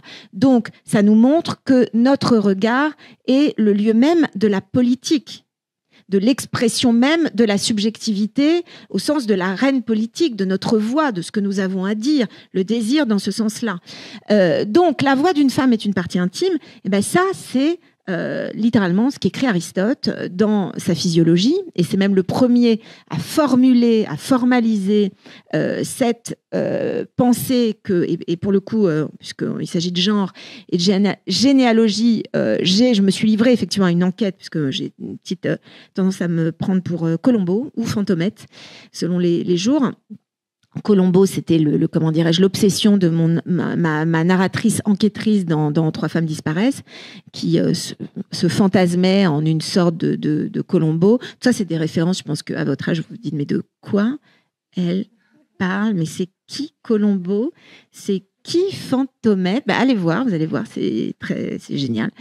Et donc, Fantomette ou Colombo, donc la généalogie de cette question, telle qu'elle m'a été enseignée toujours par Anne Carson dans un texte absolument extraordinaire qu'elle a écrit qui s'appelle The Gender of Sound, donc le genre du son, où elle a montré d'une manière absolument, qui pour moi était vraiment une révélation, que finalement, avant même de condamner historiquement que le contenu de ce qu'une parole féminine, avant même de condamner ce que peut dire une parole féminine, c'est-à-dire son irrationalité, le fait que dans la philosophie grecque, la parole de la femme qui est dépourvue de toute forme d'adresse, d'habileté, d'habileté rhétorique, de tout ce qui fait, disons, la condition pour que un penseur ait accès à la vérité, la femme en est privée.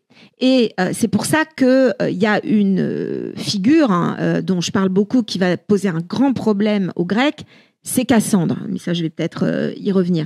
Donc, avant même de condamner pas de condamner, mais de nier, de rendre impossible tout discours, tout contenu de vérité, de rationalité, tout contenu intéressant, on pourrait dire, chez la femme, pertinent, ça serait le bon terme, et qui aurait possiblement un sens qui pourrait politiquement s'exercer, qui pourrait avoir un sens dans le théâtrum politique, l'arène politique, eh bien, ce qui va être condamné, c'est le son de la voix de la femme. Donc, c'est ce que montre Carson. Elle fait toute une généalogie. Et donc, vraiment, la matrice de ça, c'est donc ce texte, ce délire, cette élucubration d'Aristote, qui va procéder par une pseudo-analogie, puisque, encore une fois, l'analogie, moi, c'est ce que j'avais essayé de faire dans ma thèse. C'est ce que je fais, c'est ma manière de penser. C'est pour ça que j'ai l'air de faire beaucoup de digressions. Mais ce n'est pas des digressions, c'est en fait, c'est ma manière de penser, elle est analogique. C'est-à-dire, ça consiste à tisser des liens, quoi. Mais Aristote dit, de même que la machine à tisser est équilibrée par des poids qui vont vous voyez les poids lourds, les poids très lourds qui vont équilibrer la machine à tisser. De la même manière, les testicules de l'homme lui garantissent sa voix grave et il en déduit. Donc déjà, on a une analogie qui est un délire en fait. Si vous voulez, moi, j'appelle ça une élucubration. J'adore ce mot. Maintenant, je l'emploie. Je pense que le mot précis, c'est élucubration. Donc déjà, quel est le rapport entre un métier à tisser et une paire de couilles? Je ne sais pas. Enfin, il n'y en a pas en fait. Si, il y en a un dans l'esprit follement misogyne et homophobe d'Aristote. Oui, là, il y en a un. Mais il y en a nulle part ailleurs. Et donc, il va déduire de cette pseudo-analogie le fait que la voix aiguë n'a aucune suprématie. Alors, suprématie, ça veut dire quoi, chez Aristote? Ça veut dire une autorité politique. Alors, qui a une voix aiguë? Les femmes, les homosexuels et les calamites. Alors, les calamites, c'est les jeunes gens entretenus par des hommes plus âgés. Je cite Aristote. Donc, ces trois catégories de la population qui ont une voix aiguë n'ont pas de suprématie, par conséquent, dit Aristote, donc, c'est-à-dire n'ont pas le droit, n'ont pas la moindre autorité dans le champ politique, n'ont pas le droit d'exercer doivent la boucler dans le champ politique, quoi. Cette voix aiguë, dit Carson, et là c'est vraiment passionnant tout ce qu'elle elle est helléniste, donc elle a une connaissance intime de toute la philosophie et de la poésie et de la littérature grecque. Elle va montrer comment, avec un nombre, avec des dizaines, des centaines d'exemples même, je pense, dans ce texte, elle va citer tous les qualificatifs qui vont être chez des poètes, chez Homère, chez des tragédiens, chez des philosophes, qui vont donc décrire la voix de la femme. C'est une voix qui est insupportable, c'est une voix qui est répugnante, c'est une voix qui est insoutenable. Il faut se boucher les oreilles. Le silence est le cosmos de la femme. Ça, c'est Sophocle. Dans Ajax, le silence, il ne le dit pas ironiquement, parce qu'il pourrait le dire ironiquement, mais il ne le dit pas ironiquement. Le silence est le cosmos de la femme. Alors, ce qui est drôle, c'est que ça a été longtemps traduit par le silence est le cosmos au sens des cosmétiques, au sens du maquillage. Enfin, ça a plusieurs sens, le mot cosmos, mais au sens de ce qui embellit la femme.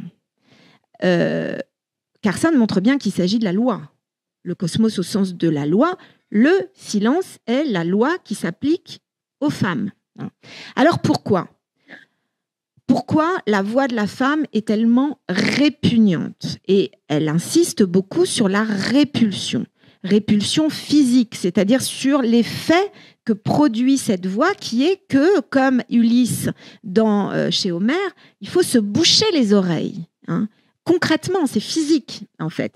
Pour ne pas entendre cette voix, il va falloir se boucher les oreilles.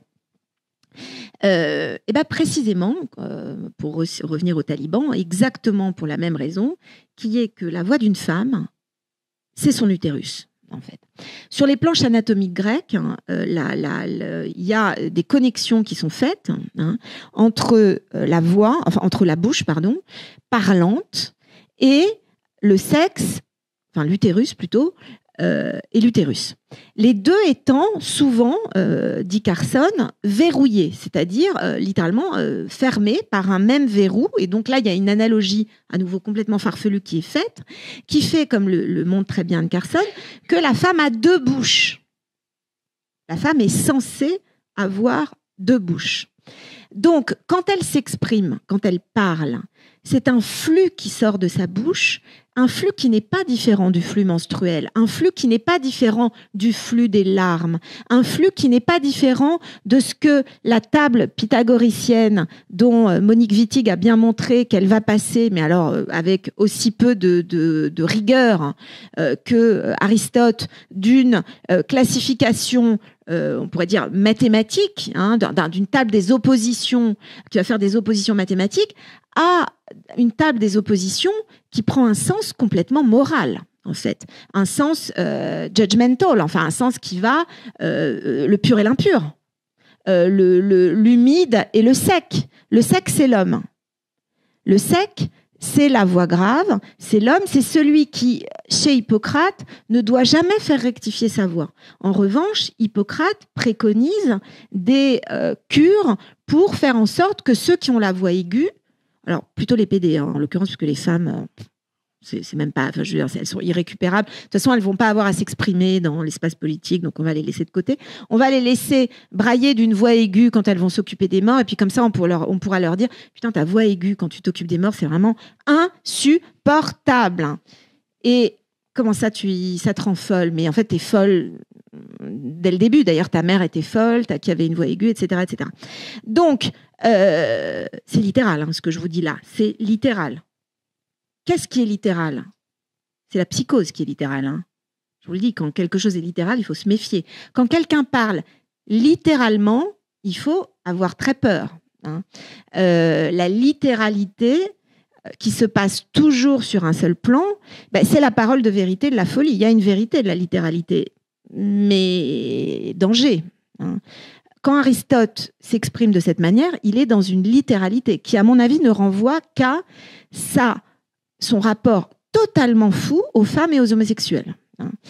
Par ailleurs, Aristote n'a aucun humour, ce qui n'arrange rien. Mais bon, ça, l'humour, c'est de la fluidité psychique, hein. C'est ce qui met de l'huile dans les rouages, hein. C'est pour ça que les paranoïaques n'ont pas d'humour. Donald Trump n'a aucun humour. C'est inquiétant, je veux dire. C'est un vrai signe. Hitler n'avait aucun humour, hein.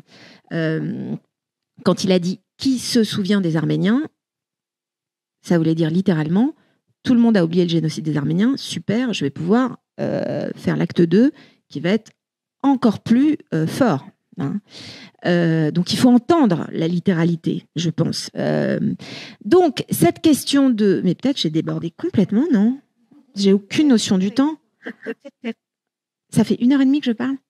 C'est un enfer. Oui, je me tais. Non, je me tais. De toute façon, j'en ai beaucoup dit et...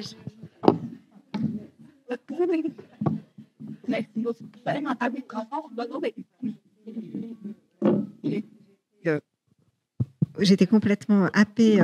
Mais merci infiniment pour cette présentation très brillante, incroyablement stimulante. J'ouvre tout de suite les questions à la salle. Sinon, moi, j'en ai quelques-unes, mais ou peut-être... aussi en attendant. Ouais. Si...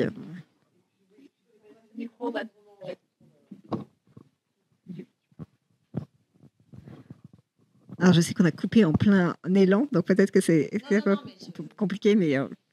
Justement, en fait, juste en un mot, c'est un livre sur la conversation. Donc là, c'était plutôt un monologue.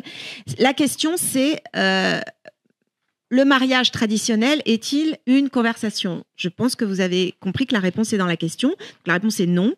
Et c'est ce que d'ailleurs John Milton, le grand poète, donc au XVIIe siècle, avait pris comme argument pour envoyer une proposition de loi sur le divorce pour rendre, il n'a pas été entendu, argumentant en disant le mariage traditionnel chrétien n'est pas une conversation à égalité parce que la femme n'est pas à égalité avec l'homme. Bon, donc cette question de la conversation qui a passionné Cavell, c'est évidemment une question, évidemment une question politique, mais je vais me taire parce que sinon je vais recommencer à monologuer. Ah ouais, une question, sinon j'en avais une. Mais... Bonjour et rebonjour et merci beaucoup. Enfin, du coup, je n'ai pas vraiment de questions en fait, mais comme je ne pourrais pas rester après, je voulais... voilà. Moi, j'ai appris plein de choses parce que ma culture cinématographique est pas très riche. Et j'ai aussi découvert des romans que je ne connaissais pas. Donc déjà, merci pour ça. J'ai une question, mais juste à la fin, parce que vous avez évoqué une référence qui m'a intéressée, mais je n'ai pas pu la resituer. Monique Wittig chez Pythagore, j'ai bien entendu ? Ouais, alors j'aimerais bien avoir le texte où... Dans la pensée straight, je crois qu'elle... Il y a un moment, et je ne sais pas, du coup, je ne me souvenais plus, donc c'est là-dedans. Oui, d'accord. Oui, qu'elle critique ce passage, en fait, ce saut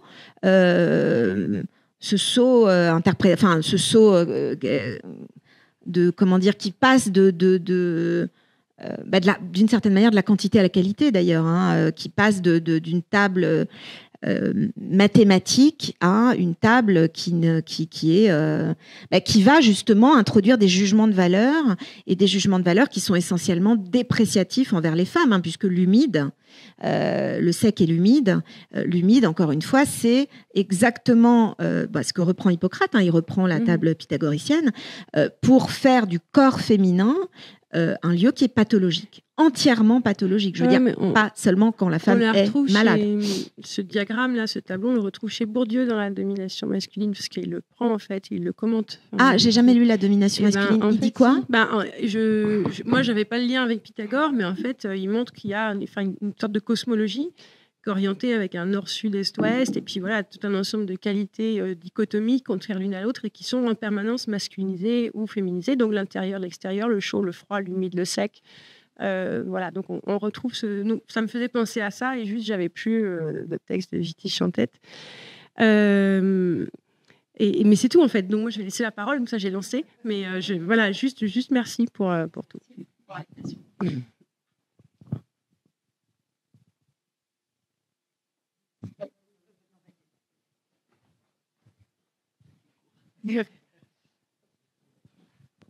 C'est encore moi. Je me demandais si vous aviez des ouvrages, notamment concernant la rhétorique du gaslighting, en fait, dans la sphère politique, à lire absolument, par exemple. Alors moi, je cite un livre de Myriam Revaud-Dallon, qui s'appelle Les concepts du macronisme, qui est un très bon livre en fait, où elle a sabotage macronien. Oui, c'est ça. Mots-clés, ouais. On va faire comme sur Instagram, où on ne peut pas dire chat. Les concepts du miaou. Ah, l'esprit du macronisme. Mais en fait, elle procède par concept. C'est une philosophe politique, donc Myriam Revaud-Dallon. Et c'est un livre qui m'a beaucoup intéressée. En fait, je le cite à plusieurs reprises.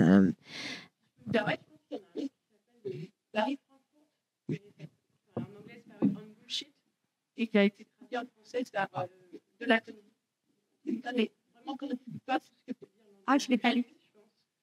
Et Harry Frankfurt. Ah, pardon, le terme. Ouais, le terme américain. C'est un petit essai, c'est assez court. Ça date déjà de 15 ans, une dizaine d'années. Et en fait, c'est pareil, c'est un type de discours, c'est pas le faux, le bullshit. C'est un discours qui est le contre-coup du vrai. Et qui annule, participe à la vérité. C'est plus bien que les choses vraies. C'est un refus, en fait, de se situer dans le cabinet de la vérité. Et bon, voilà, je pense qu'il y a des liens en fait, avec le gaslighting, comme j'ai vu. Oui, bien sûr. Et je pense que ce concept de gaslighting, parce que l'idée était d'en faire un concept, c'est... il permet, à mon avis, de subsumer tous ces termes de post-vérité, c'était quoi l'autre truc qui était le mot... comment dire, le mot très employé avant le gaslighting. Moi, je pense que ça résume un peu tous les usages. Non seulement ça les résume, mais surtout, non, c'est pas que ça les résume. Je disais, ça les subsume parce qu'il y a cette question qui était celle que Arendt avait étudiée dans son livre magnifique Du mensonge à la violence. Où c'est normal qu'on soit donc vous soyez dans le noir. Ah oui, du coup, c'est un... D'accord, non, parce que du coup, c'est bizarre, je vous vois pas. Mais... Ah oui. Ah oui, d'accord. Non, parce que du coup, je cherchais dans le noir. Oui, donc, c'est-à-dire, en fait, il faut pas... Cette question de la vérité, effectivement, elle a une incarnation, une incarnation rhétorique. Hein, et je cite le livre génial, le chef-d'œuvre de Barbara Cassin, qui est L'effet sophistique, où elle s'intéresse justement à ceux qui sont l'autre de la philosophie, les sophistes, c'est-à-dire, qu'elle adore d'ailleurs. D'ailleurs, elle me les a fait adorer. Moi, c'est pas la question. Et Gorgias, c'est une figure vraiment assez géniale, mais c'est-à-dire ceux effectivement qui, d'une certaine manière, ont été l'autre de la philosophie au sens où ils ont refusé la pratique la recherche de la vérité et même la pratique de la vérité platonicienne, disons, telle qu'elle s'est formulée comme ça et telle qu'il y a eu depuis une opposition, mais qui fait qu'ils ont été plutôt très marginalisés de ce point de vue-là, les sophistes. Mais la question, et moi je fais le lien, c'est pour ça que je fais le lien avec le négationnisme, c'est que dans le gaslighting, l'horizon, c'est toujours un horizon de destruction. C'est-à-dire qu'effectivement, il ne faut pas oublier que, c'est pour ça que j'emploie ce mot de féminicide, c'est une des formes, on peut dire, c'est une des formes du féminicide. C'est-à-dire que le but, c'est vraiment de tuer l'autre. Hein. Et c'est le but aussi dans le langage. C'est le but de tuer l'autre dans le langage. C'est pour ça que je citais tout à l'heure la phrase d'Hitler qui se souvient des Arméniens. Oublier, en l'occurrence, les Arméniens, les 1 500 000 Arméniens qui ont été exterminés par le régime d'Atatürk, comme le continue à le faire d'ailleurs la Turquie actuelle, qui est un État négationniste, où il est interdit de parler du génocide arménien, hein, c'est les tuer une deuxième fois. Quand Giorgia Meloni en Italie institue une journée du souvenir pour commémorer les quelques centaines de fascistes et nazis qui ont été tués par Tito, c'est une manière de nier, journée qui est évidemment instituée juste avant le 25 avril, la journée de la libération, c'est une manière de renverser, de commémorer le fascisme pour cesser de commémorer l'antifascisme en fait. Mais ça s'appelle mémoire, mot volé aux Juifs, évidemment. évidemment. Je veux dire, c'est ça le gaslighting. C'est-à-dire reprendre un mot, je vous voyais plus. Reprendre un mot dans un champ lexical dont on sait très bien, enfin, sauf que c'est jamais dit. Évidemment, si je dis voler aux juifs, quelqu'un peut me dire, mais de quoi tu parles? C'est difficile de prouver.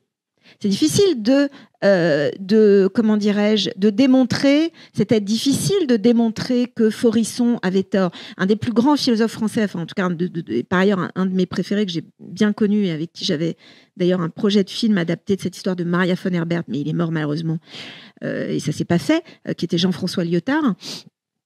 Il avait écrit un texte sublime sur les négationnistes là-dessus, hein, sur justement d'un point de vue philosophique comment ça procède. Comment ça procède dans ce qu'il n'appelait pas le gaslighting, mais qui était exactement du gaslighting, c'est-à-dire cette négation-destruction. Ça, c'est très important. Pour moi, c'est vraiment une question pour moi politique, enfin, ça arrive pour moi de philosophie politique, ce livre, c'est vraiment une question essentielle parce que nous sommes vraiment à une époque où le négationnisme est très actif.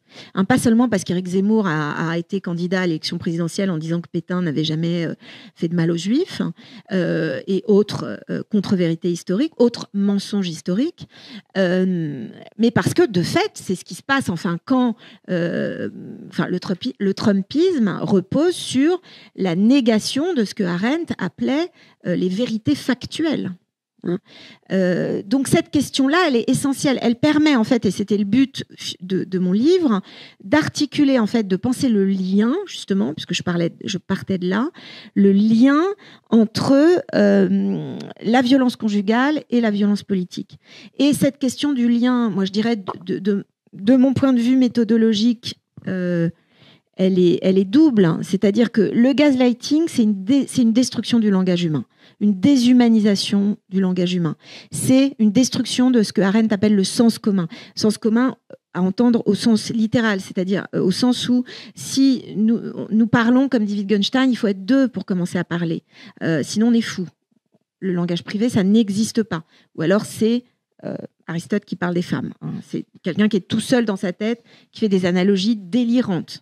C'est dommage, mais la haine des femmes est tellement historiquement et politiquement ancrée que ça a donné lieu à une tradition, y compris universitaire, hein, parce que Aristote, c'est quand même une méga grosse référence, qui est quand même encore très prégnante. Hein. Donc il faut être deux minimum, et comme dit, je crois qu'il y a une phrase... d'après mon éditrice talmudique, mais je crois que je l'ai jamais retrouvée, mais que... plusieurs commencent à deux, en fait. Plusieurs, ça commence à deux. Donc, deux, c'est la conversation, c'est la communauté. Ça veut dire, c'est le fait que nous partageons le même sens des mots. On n'est pas dans Alice au pays des merveilles, que je cite abondamment dans mon livre, c'est-à-dire le moment où Humpty Dumpty, enfin ça c'est derrière de l'autre côté du miroir, dit à Alice, elle dit mais je comprends rien là, je ne comprends plus rien. Enfin le non-anniversaire, la gloire, de quoi tu définis les mots? Les mots ici ont un sens que je ne comprends pas en fait. Et il lui répond très méprisant, mais enfin ma petite, on se contrefout. Moi, je me contrefous du sens des mots. Ce qui compte, c'est qui a le pouvoir. Ça, c'est la définition du gaslighting. C'est-à-dire, s'il y a une intentionnalité du gaslighting, je me contrefous de l'intentionnalité. Pourquoi ? Parce que, je ne suis pas catholique, donc je me contrefous de l'intentionnalité. Et donc, l'intention, non mais ça, c'est du Kant, ce que je suis en train de vous dire. C'est-à-dire, l'intention, ça nourrit des pensées du péché. C'est pas mon sujet. Et par ailleurs, je ne m'intéresse pas à la psychologie. Et Georges Cukor non plus, il ne s'intéresse pas à la psychologie parce que la psychologie nous éloigne de la politique. C'est-à-dire, la question n'est pas pourquoi monsieur machin est méchant, la question est pourquoi le mariage détruit la femme.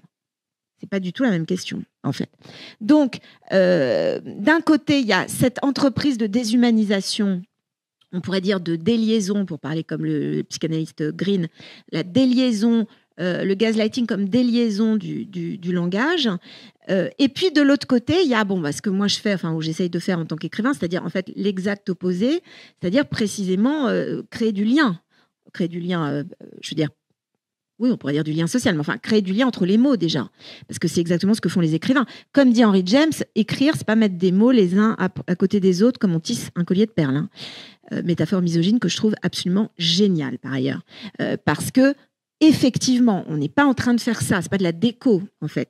Il s'agit de se demander si les mots ont envie d'être les uns à côté des autres. La plupart n'ont aucune envie en fait.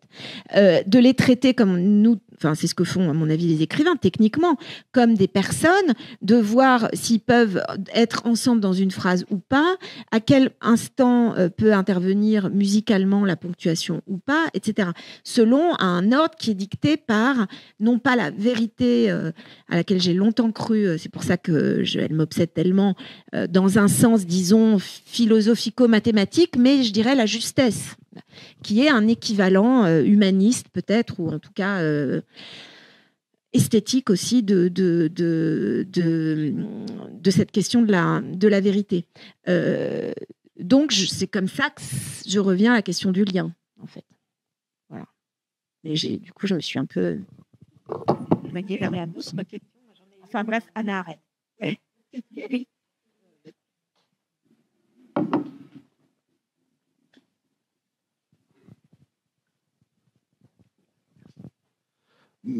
Bonsoir, merci pour la conférence. Vous parlez beaucoup d'œuvres et vous faites beaucoup d'exégèses de films, etc. Et moi, je suis étudiant en philosophie, je fais mon mémoire sur la science-fiction. Et ça me faisait penser tout simplement, moi du coup je fais des liens, et je me pose la question si au final on pourrait pas réinterpréter en partie l'œuvre d'Orwell et penser à l'aune du concept de gaslight, qui au final le Sociang en fait c'est donc l'état ultra totalitaire dans l'œuvre serait pas en fait la quintessence absolue du gaslight, et qui pourrait même aller dans un négationnisme littéral pour le coup, pour revenir aussi à l'horreur de la littéralité. Et je voulais savoir ce que vous en pensez. Absolument, d'ailleurs je le cite dans mon livre, et je dirais même, c'est très très pertinent ce que vous dites, qu'il y a tout chez Orwell de ce point de vue-là, c'est-à-dire il y a la description très précise du mécanisme du gaslighting, 2 + 2 = 5. C'est-à-dire effectivement, alors c'est ce que on pourrait dire, pour citer Searles, un autre psychanalyste, c'est l'effort pour rendre l'autre fou en fait, littéralement, hein, c'est-à-dire voilà, ou pour rendre l'autre docile, ce qui est un peu la même chose en l'occurrence, c'est-à-dire et la folie et la docilité du côté du genre féminin, c'est très lié historiquement, je veux dire, historiquement. Convaincre les femmes qu'elles sont folles, c'est évidemment une des manières de les asservir. C'est ça que je veux dire. Et en plus, chez Orwell, il y a l'autre, et c'est ça qui est vraiment sublime dans son texte, c'est très visionnaire, il y a le moyen de s'en sortir. Il n'y a pas que le gaslighting, il y a aussi l'arme de survie, que je cite dans mon livre, qui est le journal. Et c'est vraiment très très beau, c'est-à-dire ce que j'appelle le témoin. Je dis effectivement, pour se sortir du gaslighting, il faut un témoin, et le témoin n'est pas nécessairement un témoin extérieur qui serait quelqu'un, alors comme dans le film, un bon flic. Il y a eu les mauvais flics qui ont fermé l'enquête sur le féminicide, qui n'ont pas voulu du tout, qui ont refusé de s'y intéresser, puis arrive un bon flic qui lui va vraiment enquêter et chercher la vérité et croire cette jeune femme. Il y a une vieille dame aussi, mais le témoin, ça peut être si quelqu'un est complètement isolé, parce que le gaslighting procède par isolement, évidemment, hein, cet isolement, cette désolation, pour, disons, décrire le livre d'Orwell avec les termes de Hannah Arendt, hein, cette désolation qui est produite par le totalitarisme et qui est la forme ultime, hein, la forme globale, je pourrais dire, de l'isolement. Donc il faut un témoin. Le témoin peut être le journal que quelqu'un écrit, hein, comme le fait le personnage dans 1984 d'Orwell. Le fait déjà d'écrire et comment dirais-je, d'attester de ce qui se passe, d'attester de la réalité, d'attester de la vérité, d'attester de l'existence même de cette réalité telle qu'elle est détruite par le système totalitaire, c'est déjà témoigner. Et Arendt dit très bien que ce qui est détruit, en fait, fondamentalement dans le système totalitaire, et on le voit dans le texte d'Orwell, dans le roman d'Orwell, c'est le fait que la pensée, c'est ce que je disais tout à l'heure sur le sens commun, la pensée, en fait, commence toujours dans un dialogue intérieur de chacun avec soi-même. C'est-à-dire un être humain ne peut penser qu'à condition que déjà il soit dans un dialogue avec lui-même. Ce que détruit le totalitarisme, c'est ça. Et on le voit très bien dans le film de Cukor. C'est-à-dire cette jeune femme, non seulement elle n'arrive même plus à parler avec autrui, et de toute façon autrui est supprimé par le mari qui fait en sorte de l'isoler complètement et de prendre une des deux bonnes de la maison une est sourde, donc c'est encore plus pratique, mais elle n'arrive même plus à se parler à elle-même. Il y a des scènes absolument déchirantes où elle est dans sa chambre, Ingrid Bergman, et elle voit la lumière qui baisse, qui descend, parce que gaslight, donc ça vient de là, de cette manipulation de la raison d'une femme par la lumière dans sa maison, hein, et aussitôt la négation de cette manipulation, mais pas du tout. Enfin, tu as des hallucinations, mais tu t'imagines beaucoup de choses, mais la lumière ne baisse pas, alors que la lumière est en train de baisser, bon, et que c'est lui. Les lampes à gaz, un individu peut les manipuler. Et il y a une scène, donc je disais, déchirante dans sa chambre conjugale, où elle ne peut même plus se parler à elle-même. C'est-à-dire, elle dit, elle n'arrive même plus à parler toute seule. C'est-à-dire à formuler, à faire ce que fait ce que tente de faire dans son journal le héros d'Orwell, c'est-à-dire à décrire ce qui est, en fait. Hein. Ce qui est n'existe plus. Donc là, le gaslighter a gagné, en fait. Mais effectivement, bien sûr que le livre d'Orwell est crucial dans l'élucidation du gaslighting. Et évidemment du fascisme. Enfin, je veux dire, il était politiquement... De toute façon, alors moi, je pense qu'il y a deux types de science-fiction. Personnellement, je pense qu'il y a une science-fiction de droite et une science-fiction de gauche. Alors moi, je déteste la science-fiction de droite, genre Alien, et j'adore la science-fiction de gauche, genre John Carpenter, disons la contre-culture.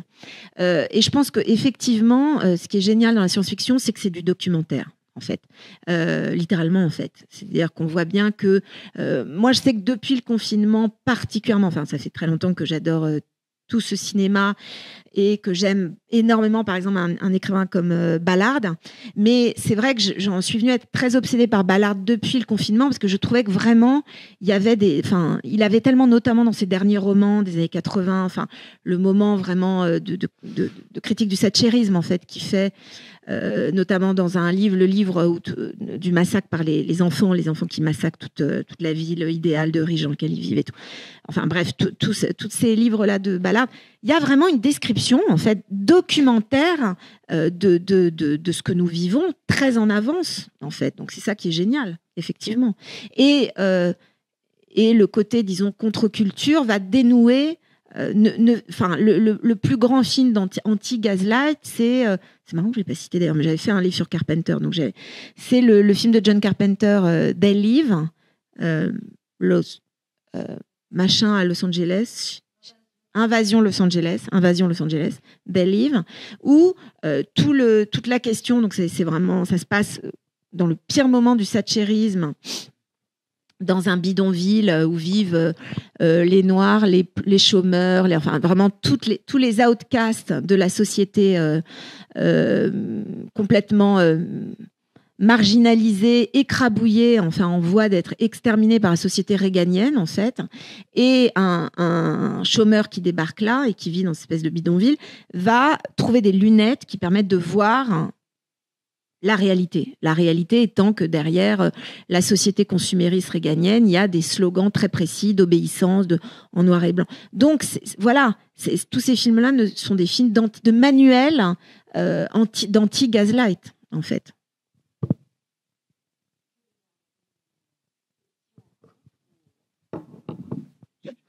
C'est là.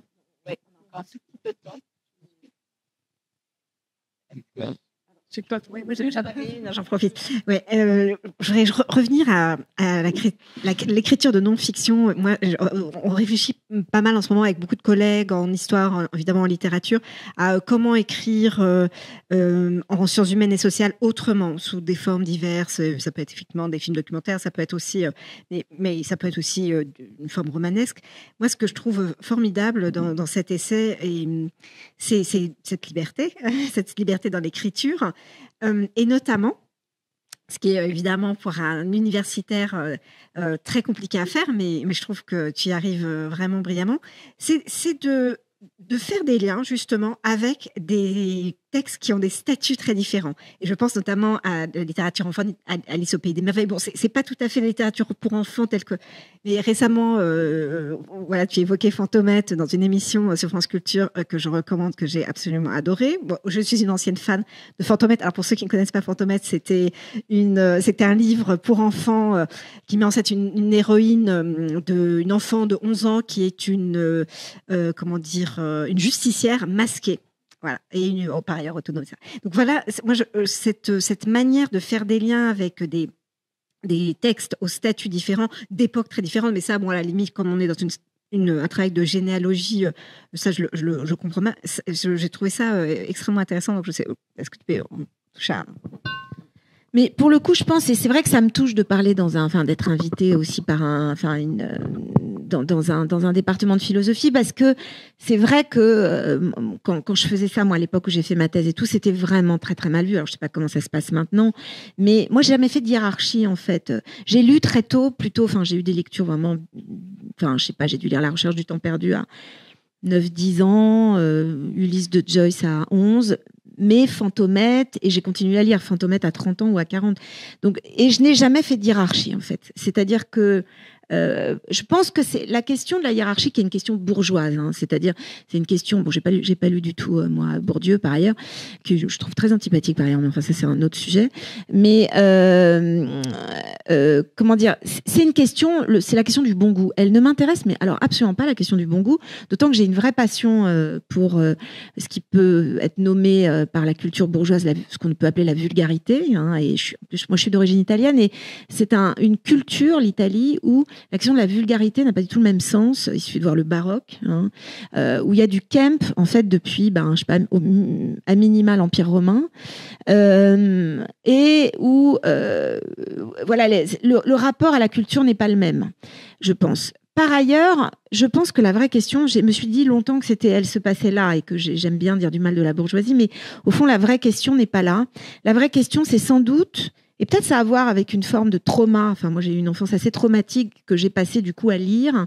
Et ça a peut-être aussi à voir avec ça. J'ai remarqué, j'ai un ami qui a 80 ans et qui est resté complètement bloqué à sa famille exterminée dans les camps. Et quand il en parle, c'est toujours au présent. Et au début, je me disais, tiens, c'est marrant, il parle au présent. Enfin, marrant. Oui, c'est marrant d'ailleurs. Mais... Et je me suis dit, tiens, ça, c'est le temps du trauma. Ça fait irruption. C'est comme à la fin de Madame Bovary, qui est un de mes livres préférés, quand Flaubert, après avoir énuméré, donc Madame Bovary s'est suicidée, enfin, ils sont tous morts, en fait, c'est l'horreur. Résultat, Berthe, la fille de Madame Bovary, se retrouve complètement orpheline, confiée à une tante qui est une vraie salope, qui est là surtout pour lui piquer son héritage, apparemment. Et puis, à un moment, elle se retrouve toute seule, cette petite Berthe. Enfin, on est vraiment 3 lignes avant la fin du livre, dernier paragraphe. Et Flaubert écrit cette phrase sublimissime, « Elle est pauvre ». Alors que bon, le livre entier a été écrit plutôt, je sais pas, au passé simple, à l'imparfait, enfin, c'est plutôt un livre au passé. Et soudain, il y a cette irruption du présent qui arrive. Alors évidemment, qui dit l'éternité de la pauvreté, traduction, quand t'es pauvre, tu t'en sors pas, en fait, tu restes pauvre. C'est un présent éternel. Mais c'est ça qui est beau dans l'écriture. D'ailleurs, moi, c'est vrai que c'est ça que j'ai beaucoup appris avec Georges Simenon, qui est un de mes écrivains préférés. C'est comment il est possible de faire... on pourrait dire des gros plans avec soudain l'irruption du présent. Il faut connaître très bien la concordance des temps. Beaucoup d'écrivains français, je ne citerai pas de nom, mais la connaissent tellement pas qu'ils font n'importe quoi avec ça. Je pense que moi, en tant que traductrice, je circule dans pas mal de langues et je dirais que vraiment l'essence même de la langue, non pas l'essence, mais pas l'essence là, la matière de la langue française, c'est les temps. Ça joue beaucoup sur les temps. Il y a une concordance, une putain de concordance des temps qu'il faut connaître. Alors après, on la respecte ou pas. Mais évidemment, pour ne pas respecter les règles, il faut les connaître. Sinon, ça n'a aucun intérêt de ne pas les respecter sans les connaître. Bon. Donc, tu vois, je pense que, au fond, les œuvres telles que nous les aimons et telles qu'elles nous regardent, elles sont toujours au présent, de toute éternité. Et donc, que ce soit... une tragédie d'Eschyle, hein, ou Fantomette, ou un film que j'ai vu il y a quelques jours, ou un film de Georges Méliès, hein, ou mes écrivains préférés qui sont souvent au XVIIIe siècle. Au fond, je pense qu'ils sont tous situés. Et c'est pour ça que pour moi, il n'y a pas d'ordre. Je me contrefous de la généalogie, enfin pas de la généalogie du tout, mais de la, comment on dit, tu vois, je trouve même pas le mot. c'est quoi les trucs dans les thèses? Non, quand il y a on doit mettre dans l'ordre chronologique. Je me contrefous de la chronologie. Voilà, d'ailleurs, je ne la retiens pas. Je dois toujours vérifier les dates. Je peux vraiment dire des bêtises dans la chronologie parce que ça ne m'intéresse pas, en fait. C'est pas une temporalité pour moi qui est vivante. Elle existe. Hein. Il vaut mieux éviter de. Et pour le coup, Monique Wittig, c'est assez drôle parce que elle fait. Alors, est-ce qu'elle le fait exprès du genre bas les couilles comme dirait mon fils, ou est-ce que juste elle fait une grosse connerie quand elle dit, elle fait quand même venir Aristote avant Platon. Bon, c'est un peu chaud quand même, mais dans la même référence d'un pensée serait. Mais bon, en même temps, pourquoi pas? Je m'en fous, en fait. La question, c'est, comme dirait Deleuze, est-ce que ce qu'elle va dire est intéressant ou pas? Parce que, comme disait Deleuze, des choses vraies, il y en a beaucoup qui se disent. La question, c'est est-ce qu'elles sont intéressantes ou pas? Ça, je peux vous garantir que des choses intéressantes, mon Dieu, vu comment je m'ennuie, moi, dans la vie, il y en a quand même très peu qui sont dites, en fait, en réalité. Donc voilà. Alors, pour citer Deleuze, je ne sais pas du tout, j'ai relu. À un moment, c'est vrai que j'avais écrit ce livre « Trois femmes disparaissent » où il était déjà question de gaslight. C'était une sorte de non-fiction. J'avais dit à mon éditeur, à mon éditrice, mais enfin à mes éditeurs, je vous préviens clairement, vous allez surtout pas me poser la question du genre parce que franchement, ça ne m'intéresse pas. Donc, ne m'ennuyez pas avec ça. Ils ont eu l'élégance de pas m'ennuyer avec ça. Ils ont eu un peu peur au début et puis en fait, ils ont abandonné. Ils sont bon, voilà, et c'est passé très bien. Mais le gaslighting, je pense qu'au fond, ces actrices m'ont beaucoup appris. À mon insu, enfin à mon corps pas du tout défendant, elles m'ont appris justement l'incarnation, le corps, que ça passe, que ces personnages, oui, enfin l'incarnation, évidemment que je la connaissais, l'incarnation des personnages, puisque c'est techniquement ce que nous faisons quand nous écrivons, c'est travailler sur le fait que le lecteur doit croire à nos personnages. Comme s'ils étaient exactement des gens. Moi, quand je parle de Madame Bovary, pour moi, elle existe plus que beaucoup de gens, d'êtres humains que je connais et qui, pour moi, existent beaucoup moins, en fait. Mais donc, pour moi, ont surgi des personnages, en fait. C'est-à-dire que c'est un livre, en effet, de philosophie, mais qui s'est incarné à travers, alors en plusieurs actes, en 4 actes. Au début, j'en avais 3, puis à un moment, je me suis dit, merde, il en faut 4. Donc, il y en a, enfin merde, je sais pas, mais il y a eu une autre héroïne est arrivée, qui était Cassandre, hein, donc on n'a pas eu le temps d'en parler. Donc, cette prophétesse, enfin, on va peut-être, non, je vais pas me relancer dans Cassandre parce qu'on n'aura pas le temps. Voilà. Mais en effet, la forme, elle a surgi au présent, comme toujours, et avec ces livres qui se sont présentés. Et c'est ce qui se passe, je pense, pour les lecteurs, hein, en réalité. Quand nous sommes obsédés par un livre, je parlais tout à l'heure de Méside d'Henry James, il est autant au présent qu'un livre d'un auteur vivant que nous aurions lu. Donc, ce système chronologique, il est complètement artificiel, en réalité. C'est pas comme ça que ça se passe, l'incarnation et la lecture.